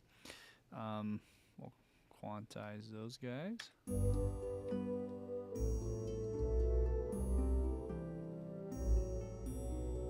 Cool.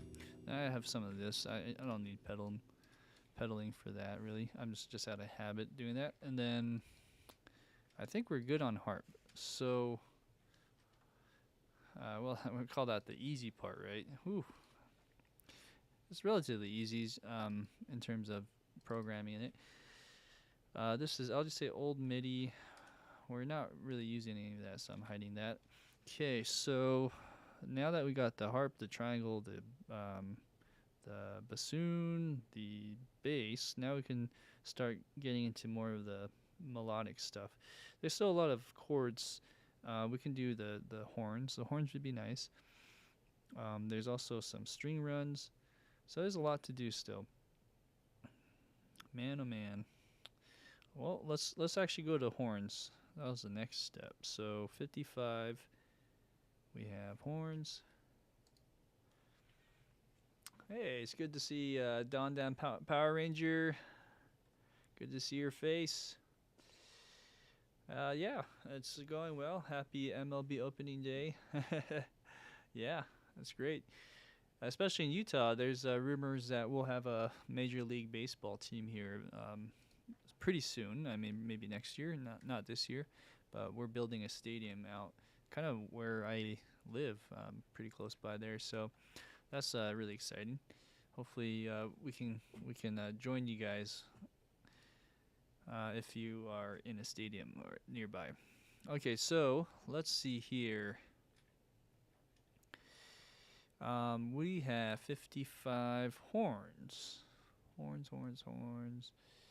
Okay, so the top one is horns 1, and then the 1 and 2, I guess, and then the bottom is horns 3 and 4. What I'm looking at is over here. So we have, all right, the top voicing. We have a nice little chord spelled out.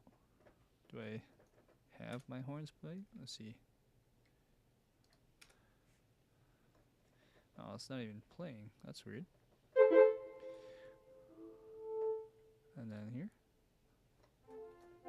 Okay. Anywho, so we have, let's do sustain.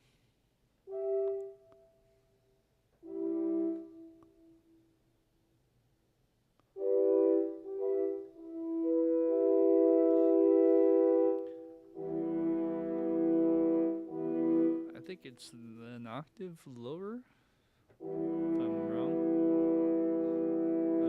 That sounds at least more characteristic there. So you got 1, boom, and then I'll just read it off of here so you can see along. So 1, 1. What is that? 1. Huh. This just throws me off because it's not quite like a piano. Right? Yeah. And so on. So this is actually pretty fast, relatively speaking, because well, I can do it one at a time for each track, and then you have dun dun dun dun dun dun. So those will be like staccato notes, and then over here you have long. Pretty easy stuff. Okay. Anyways, we'll keep that in mind as we play through this. And normally I start with the bottom voice, but I think this one I'll just kind of go horn 1, 2, and then horn 3 and 4 on the next part. Should I play this slowly? Probably. Let's try.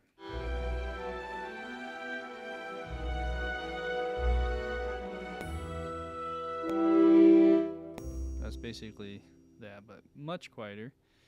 And I'm going to practice and do a run real quick.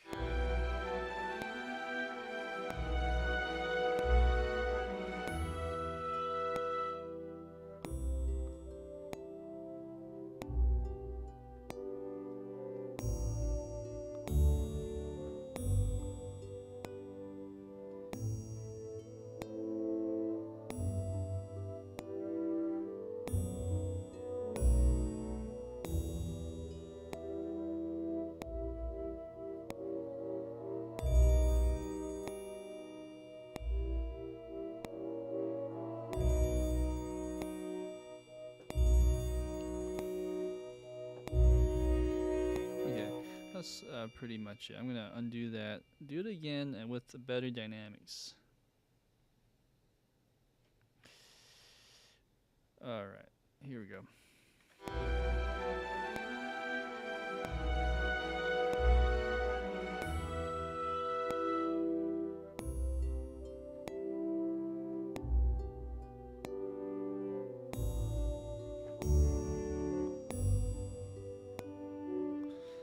I couldn't turn the page in time. I can just let's try again.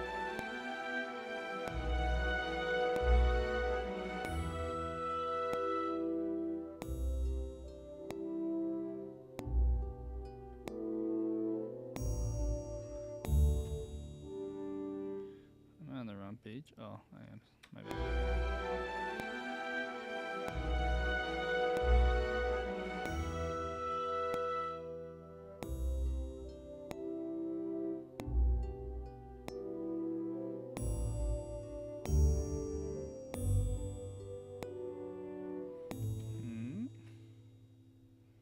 That doesn't sound right. Let's see.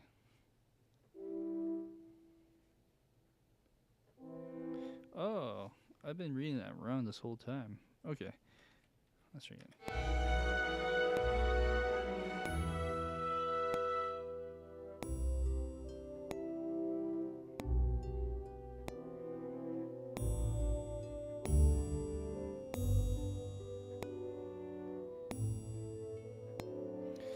Okay, something's not right.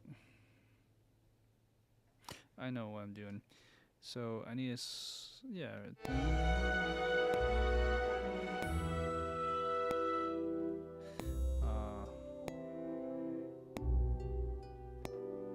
That's it. Okay, I know what I'm doing.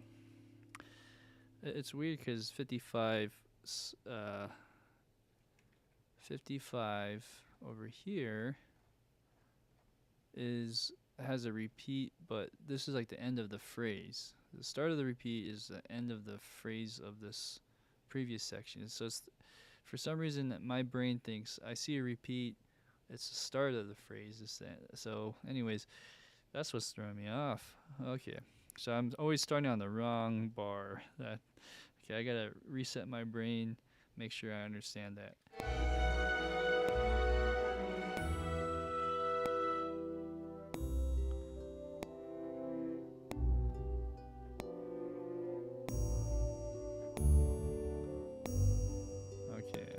Gotta turn that page, but that wasn't working for me. I can do this. I just have to practice that page turn, and let's see here. In case I can't turn the page, I have to just practice.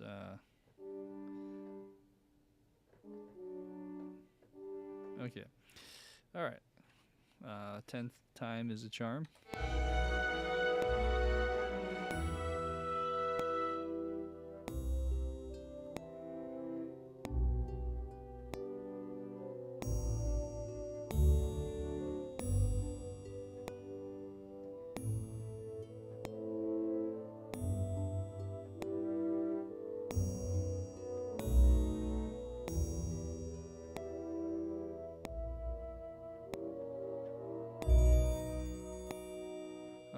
So up until there is good. Let's actually just redo this part.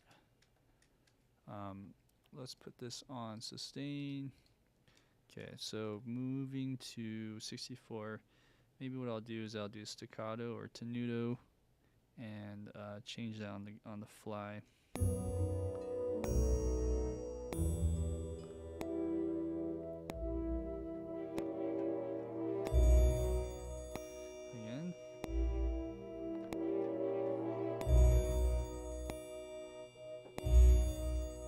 This is still tenuto.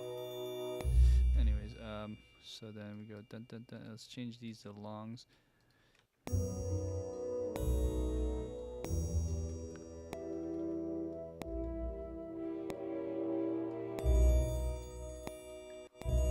Okay.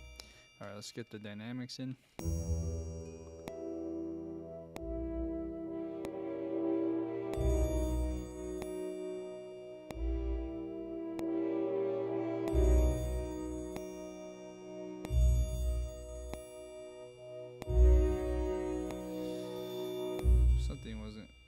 driving there. Maybe I was overriding. Okay, let's go to full tempo and look at the dynamics here. Dun dun dun dun dun dun dun dun dun dun dun dun dun dun dun. Okay, sforzando.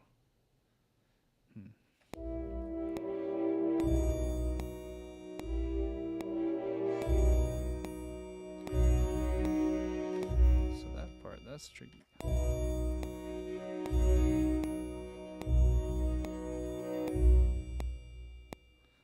Alright. So the question is, do I do that again?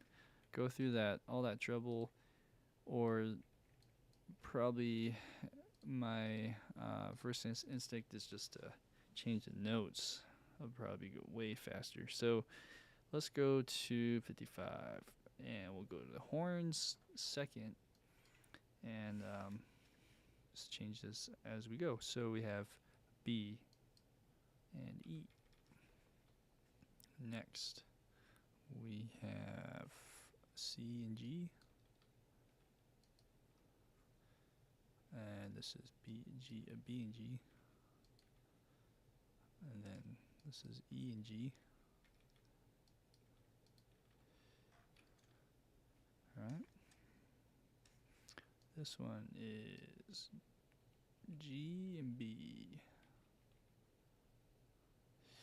Well, actually, I think this one stays up here.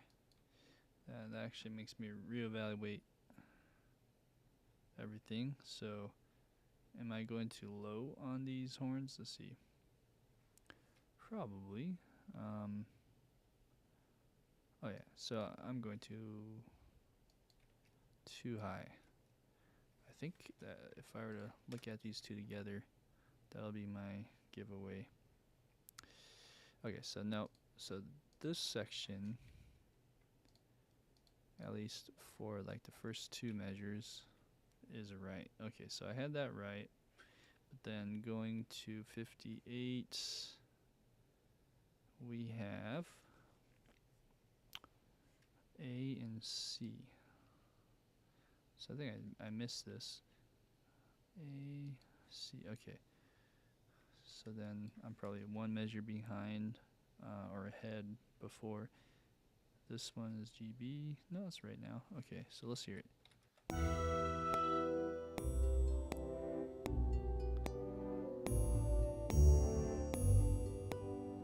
Cool. All right, moving on. So then 60 we have E and C. E and B.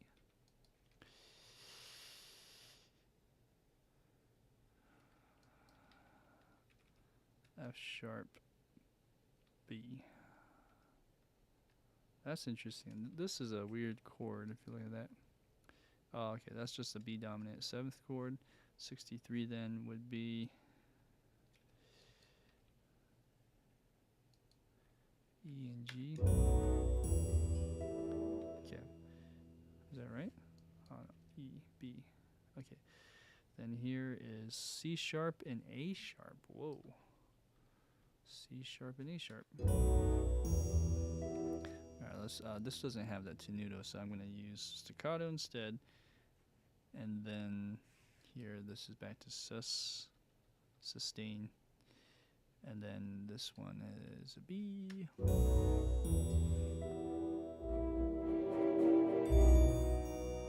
Cool. What chord is that? So we have C sharp, A sharp on the bottom horns. Top horns we have G and E. It looks like, let's play it.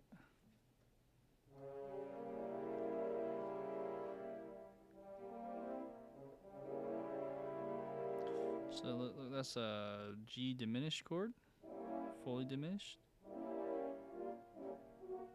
Or what else is that? I mean, it's a fully diminished chord of some kind. I'm not sure which function it is.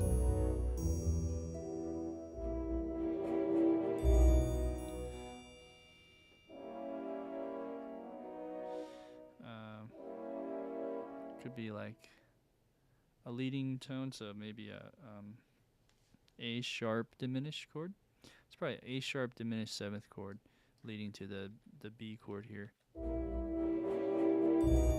Anyways, one thing I'll do different is bring down some of this velocity and even more. You know what? It's the other side, so maybe we'll retain some of that. Well, I mean, it's a little messy, but it sounds pretty nice, pretty real to me. In a sense. Okay. Anyways, we'll leave it like that, and then we'll just dial some of the velocity on that part then. And then we have here 67. We have D. F sharp, D sharp. Oh no, this is B. Sorry. B. So we have B, B, B. This should also be in a B. Cool.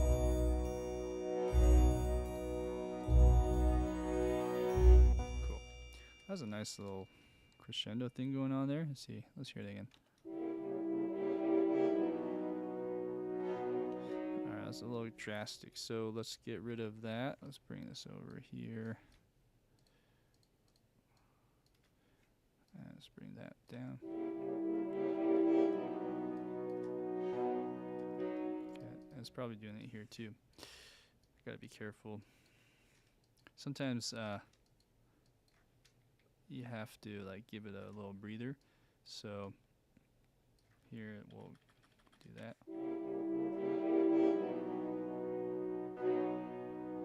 Alright, now it's like, whoa, a little bit too much.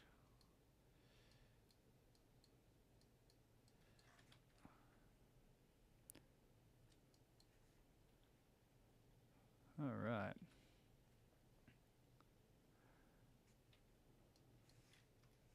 So then, whoop.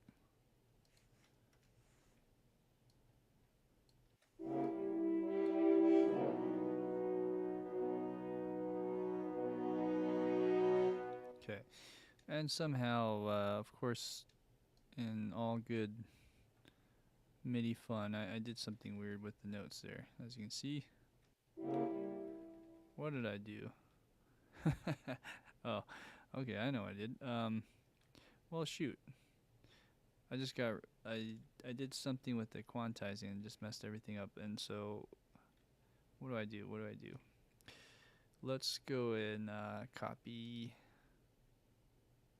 these notes. Oh, no. Let's go undo even more. Okay, let's copy these notes first so I don't lose them. I might actually have to do all of these now I think about it. Let's copy. Okay, let's go back, undo everything I just did. Okay, let's delete this. I want to retain the curves that I just did. That's actually more important at the moment.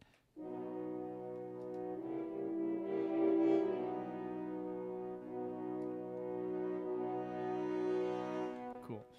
Alright, so there's a little bit of a gap that sounds funky that I'm not sure how to fix. Let's see.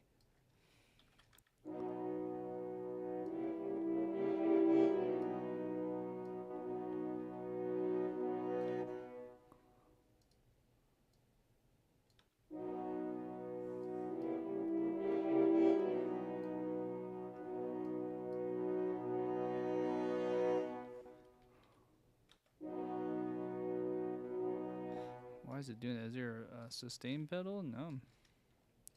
There's just something a little weird, unusual with that attack. Maybe go down.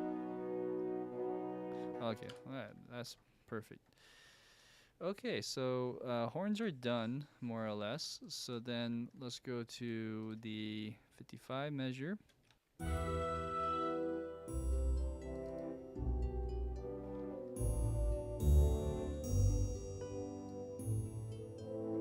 before I copy this over, I think I might need to shape some of the dynamics here.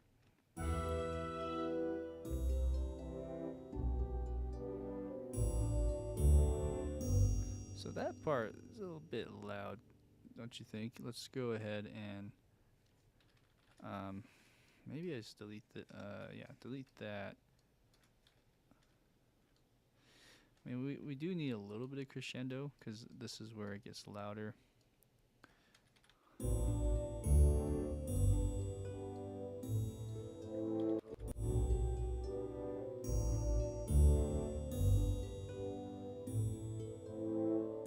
Yeah, so this part too is debatable. Let's go like that, and let's go down.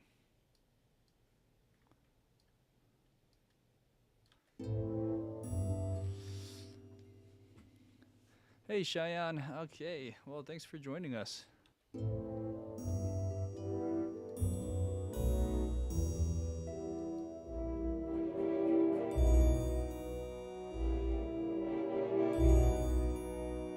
Cool. Alright, so then if that's the end of that little spot, let's go to the next section of the horns, which I realize, again, I'm jumping the gun. There's more to this section, and then you can copy and paste, which would be around 74, looks like 74, 73 even. Okay, so let's actually move this goalpost over here. Whoa, there's a lot of those. Okay.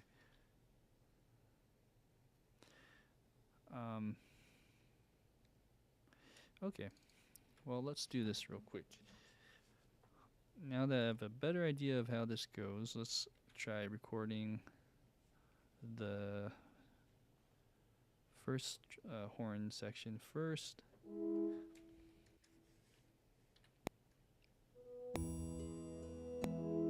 Like that, and so on. Let's do this pretty quick. We can nail this in a few minutes.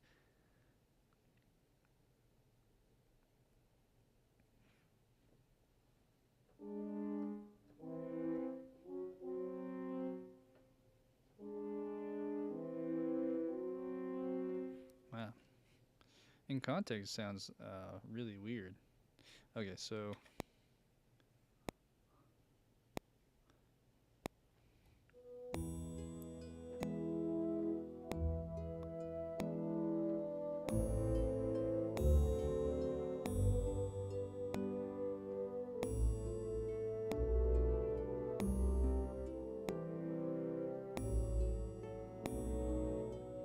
okay.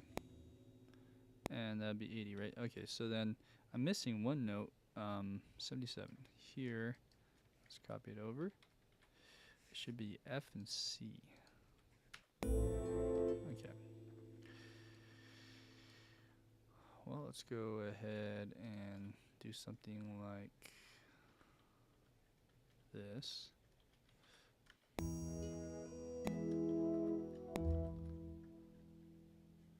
Alright, okay.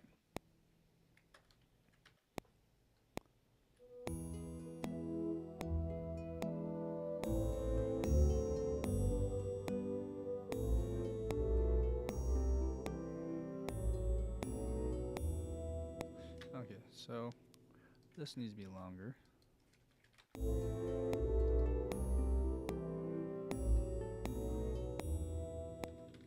Alright. Yeah. Alright, and then let's set these to sustains. Are these set to sustains? Yeah, they are. Okay. So that's the top horn line. Let's go ahead and put this down here and change the notes accordingly. So bottom horn lines, we have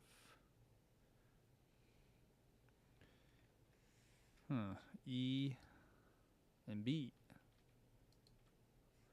Next we have EB again, then EA.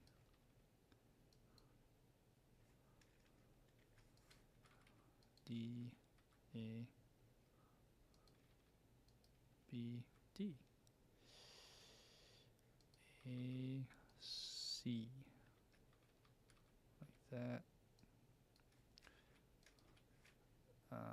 We got B, F sharp, E G, and F sharp, B.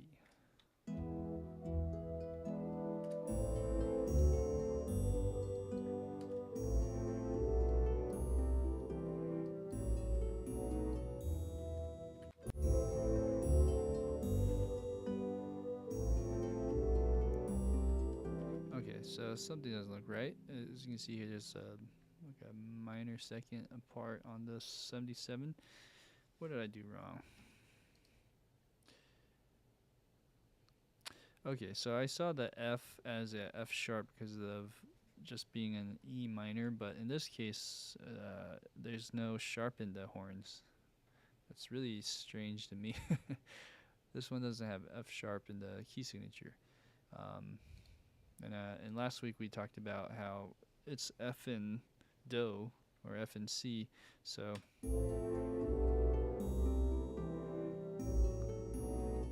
Okay, and this one does have F sharp, right? Okay. So now I can go like that. Let's hear how it sounds. And it converted pretty well. Okay.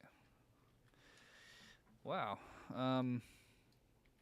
That is quite the project. So, hey, thanks for hanging out here, Sam. Appreciate the support. Anyone else that's watching right now, if you guys are enjoying it still, please smash that like button, as they say, and subscribe if you haven't already. Please, anything helps with these types of streams and to get more visibility. My goal is to just keep doing these streams for as long as I can, and every stream will be a little bit different, but just kind of think of it as a R&D lab of sorts.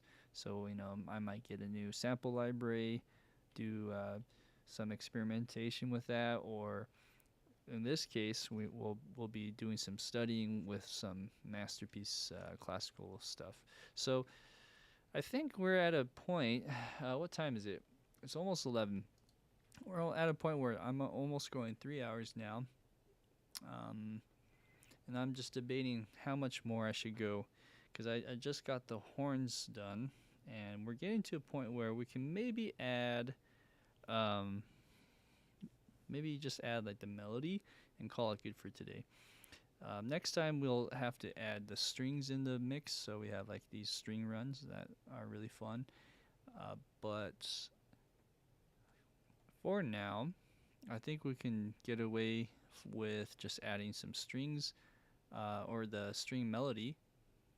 So that would be violin 1 again, and playing through this a few times like so. Okay. All right. So 55.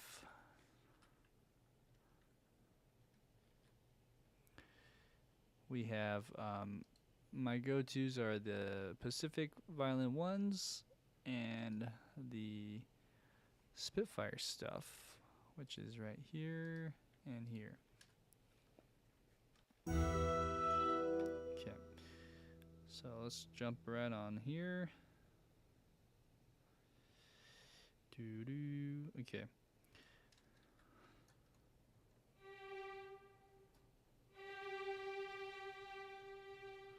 Oh.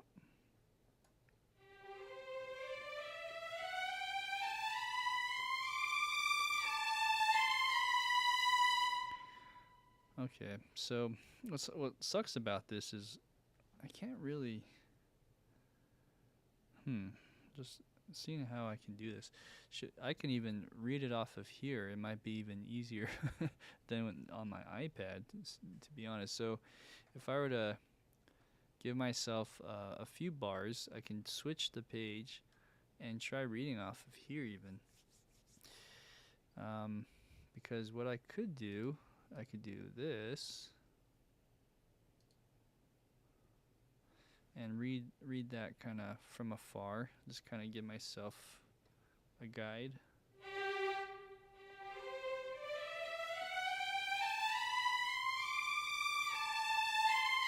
And then press page down and then keep going.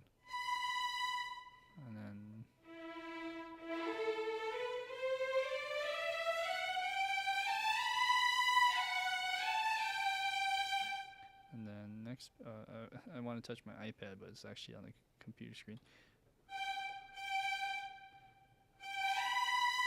Is that right? Oh, okay. So, something I missed something. Dun, dun, na, na. So the woodwinds come in, fill up this little gap, and then I go.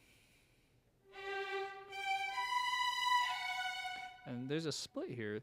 Luckily, because I have two patches going, I'm just layering them right now, but one of them can go down an octave and split with that. So that'll work really well. And then, actually it goes G, B. Second time it goes F sharp, B.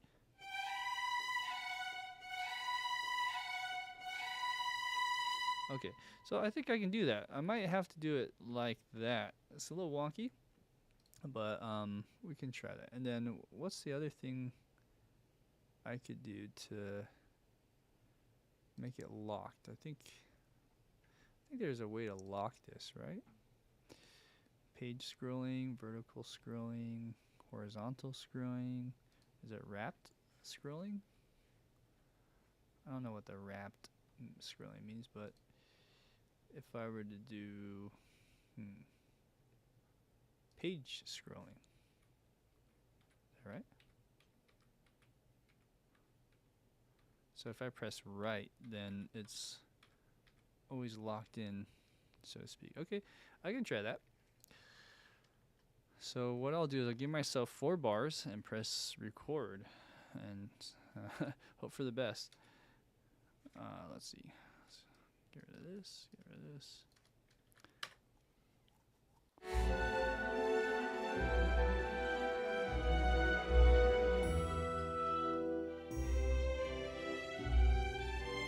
Okay, so what I need to do, I'm going to actually go slower. Let's bump it up to 80.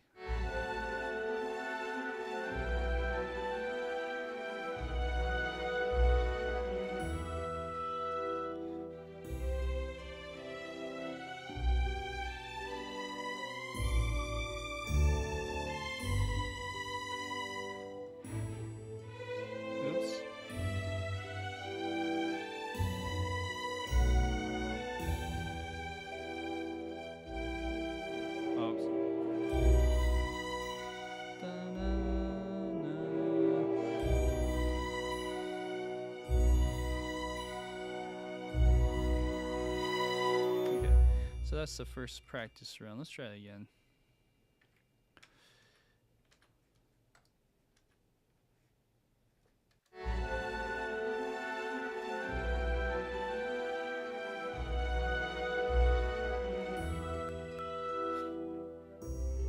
Oh, sorry, 1 second. Something happened. It wasn't playing for some reason.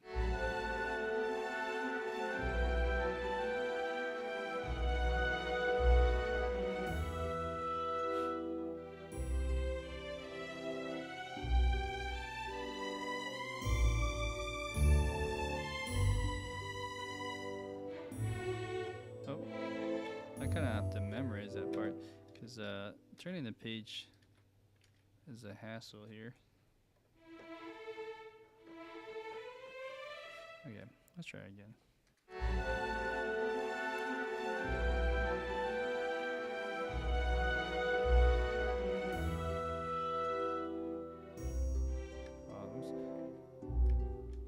It's a lot to juggle. Let's see. All right, let's try again.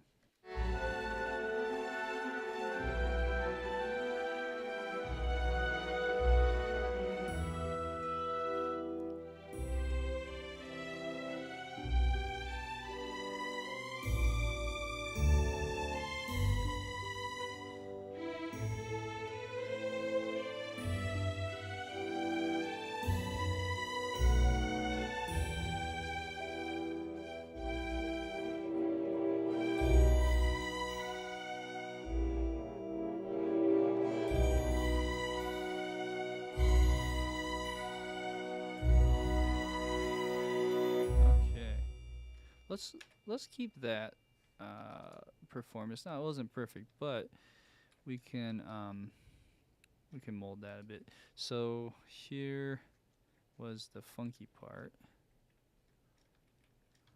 All right. Dun dun. Oh yeah, it's actually this. Okay,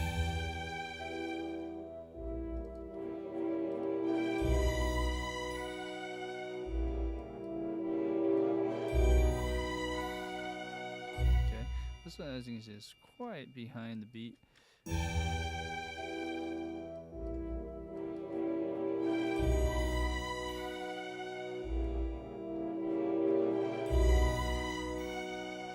And then, are these slurred? Let's see.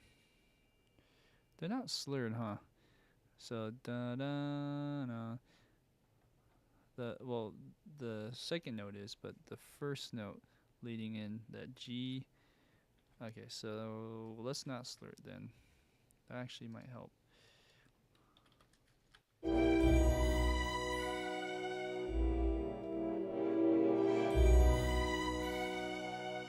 Okay, this is not long enough. Alright, I think we're good there. Some of this might be pushing ahead the beat, and that's not too bad. Looks pretty natural. It is pushing a little bit, but let's hear in context at full speed.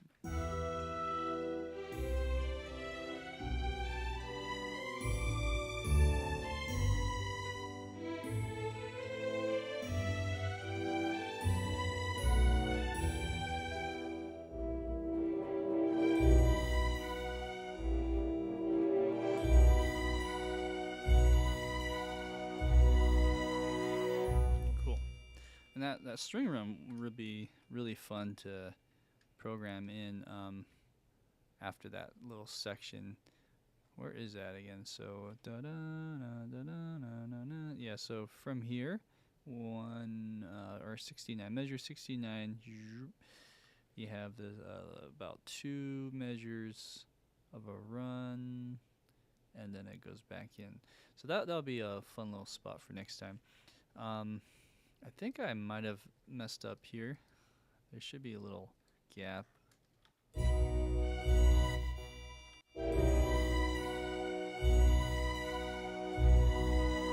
Cool. And if that's the case, let's kind of rush these in a little bit more. But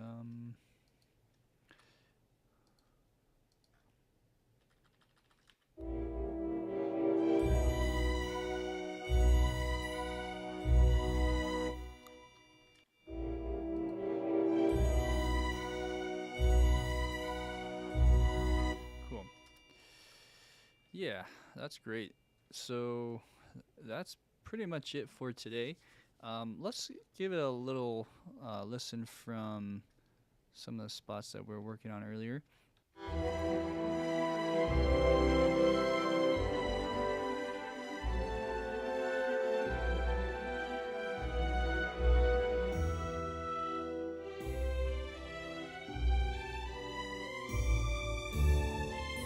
Okay, so one thing I'll do is this slows down quite a bit, and that's because this is the end of a phrase.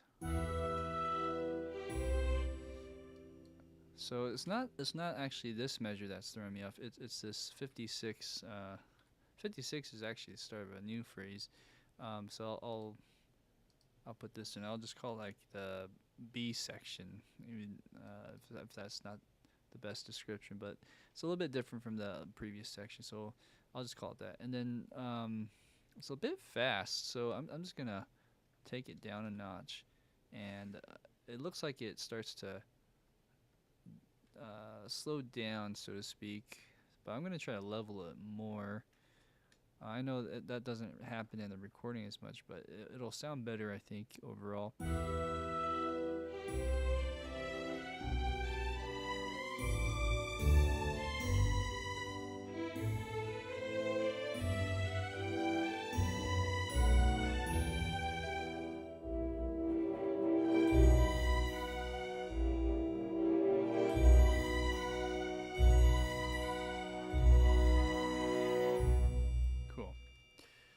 And then it actually would repeat again. So I might as well, while I'm here, just copy and paste that section over to the next part.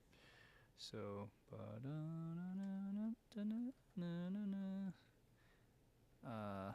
yeah. But one thing I just realized, I haven't finished. I always jump the gun, huh? I haven't finished this violin all the way. I just realized. So what I'm trying to say is, after 80, right here, like that. Okay.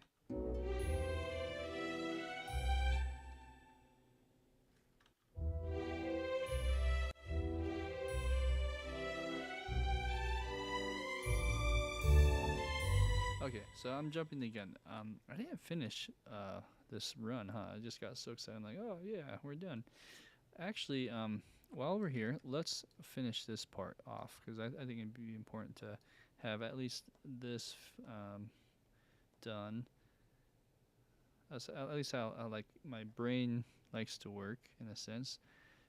So after that run at 73, we have one more little thing. And how should I do it? Should I just go out here or here? Like that, I guess. Well then, this might actually record over, so I'm just going to move that over here for now. And here we go. So then over on this side, we have 73, and it goes...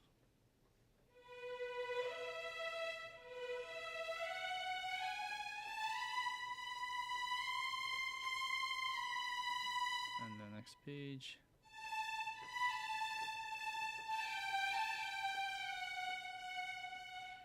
Cool. So yeah, I'm just looking at on this line, this violin 1 line right here. So let me practice that one more time.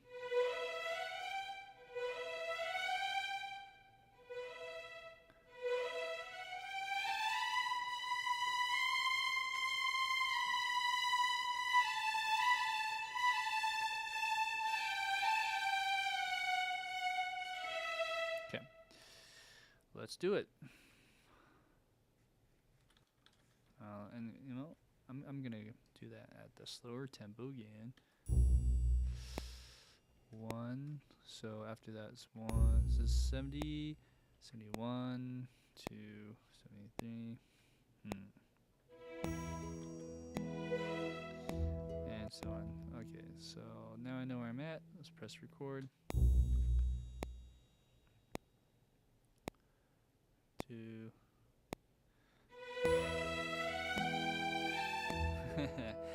Oh, G sharp.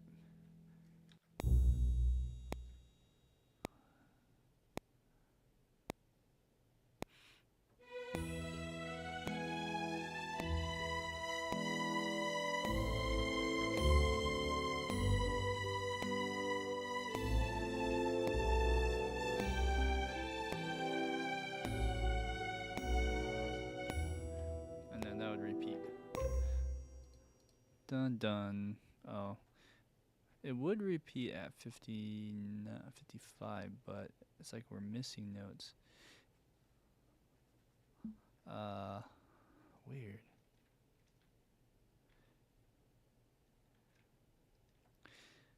I just realized like all of this right here has been cut off, and at some point I might have recorded over it on accident. Anyways, I'm just debating what I should do here. Let's just put an E in there.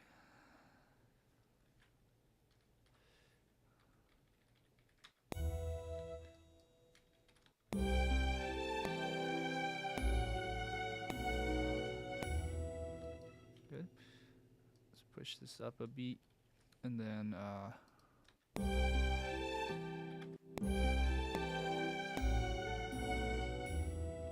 right, something around there. Okay, we're almost there. So then, if I'm adding the that over. I actually need to do on the other one too. I just realized. So we're gonna put that over here. Something like that.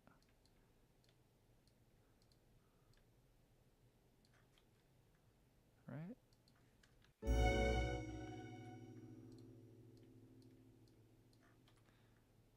They're both yellow, so it's kind of throwing me off. Maybe I should recolor this. I'm just gonna recolor that right now, so then I know for sure which one's which.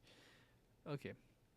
So then after that E, it repeats. Dun dun dun dun. That's weird. So 55. It goes done just for half a measure. So here I probably went too long. And then I can bring back my copied versions of this and put that in, I guess. And let's see.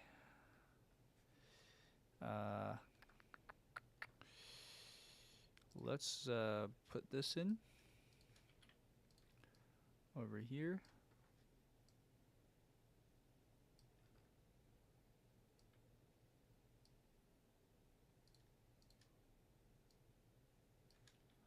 Right? Something's not right here. Oh, okay. So I just put this in the wrong spot.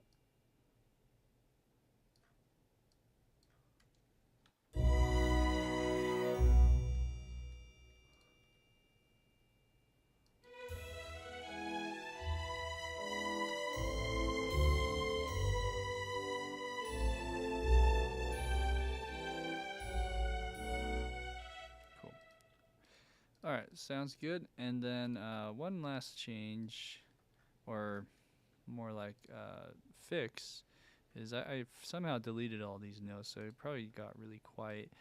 I'll just do this and paste it in here. I don't know how that happened. That happens sometimes. Also, the curves are actually pretty flat.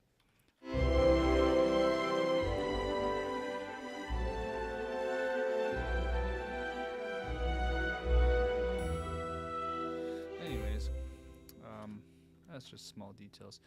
Okay, let's play everything now from the top one more time, and let's see how we can do as far as for next time what we can improve on.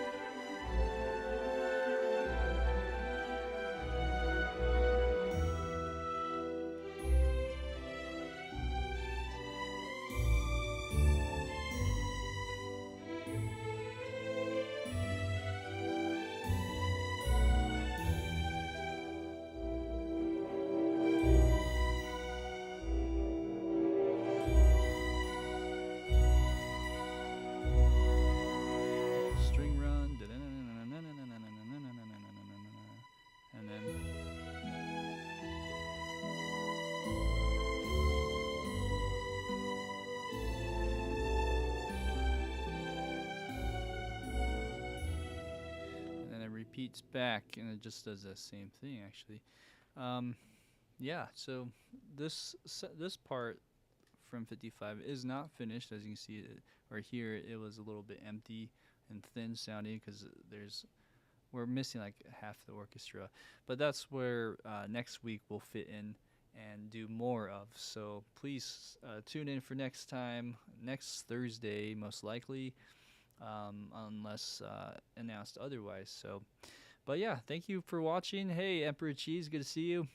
Thanks for everyone else that have been hanging out, including Sam, Ranger Power, and everyone else. Cheyenne, Longacre, is good to see you. We also had one other person. Oh, Guy Shard.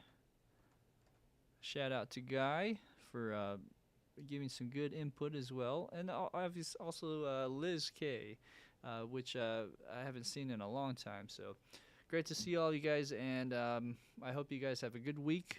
Until next time, have a good one and take care. Bye bye.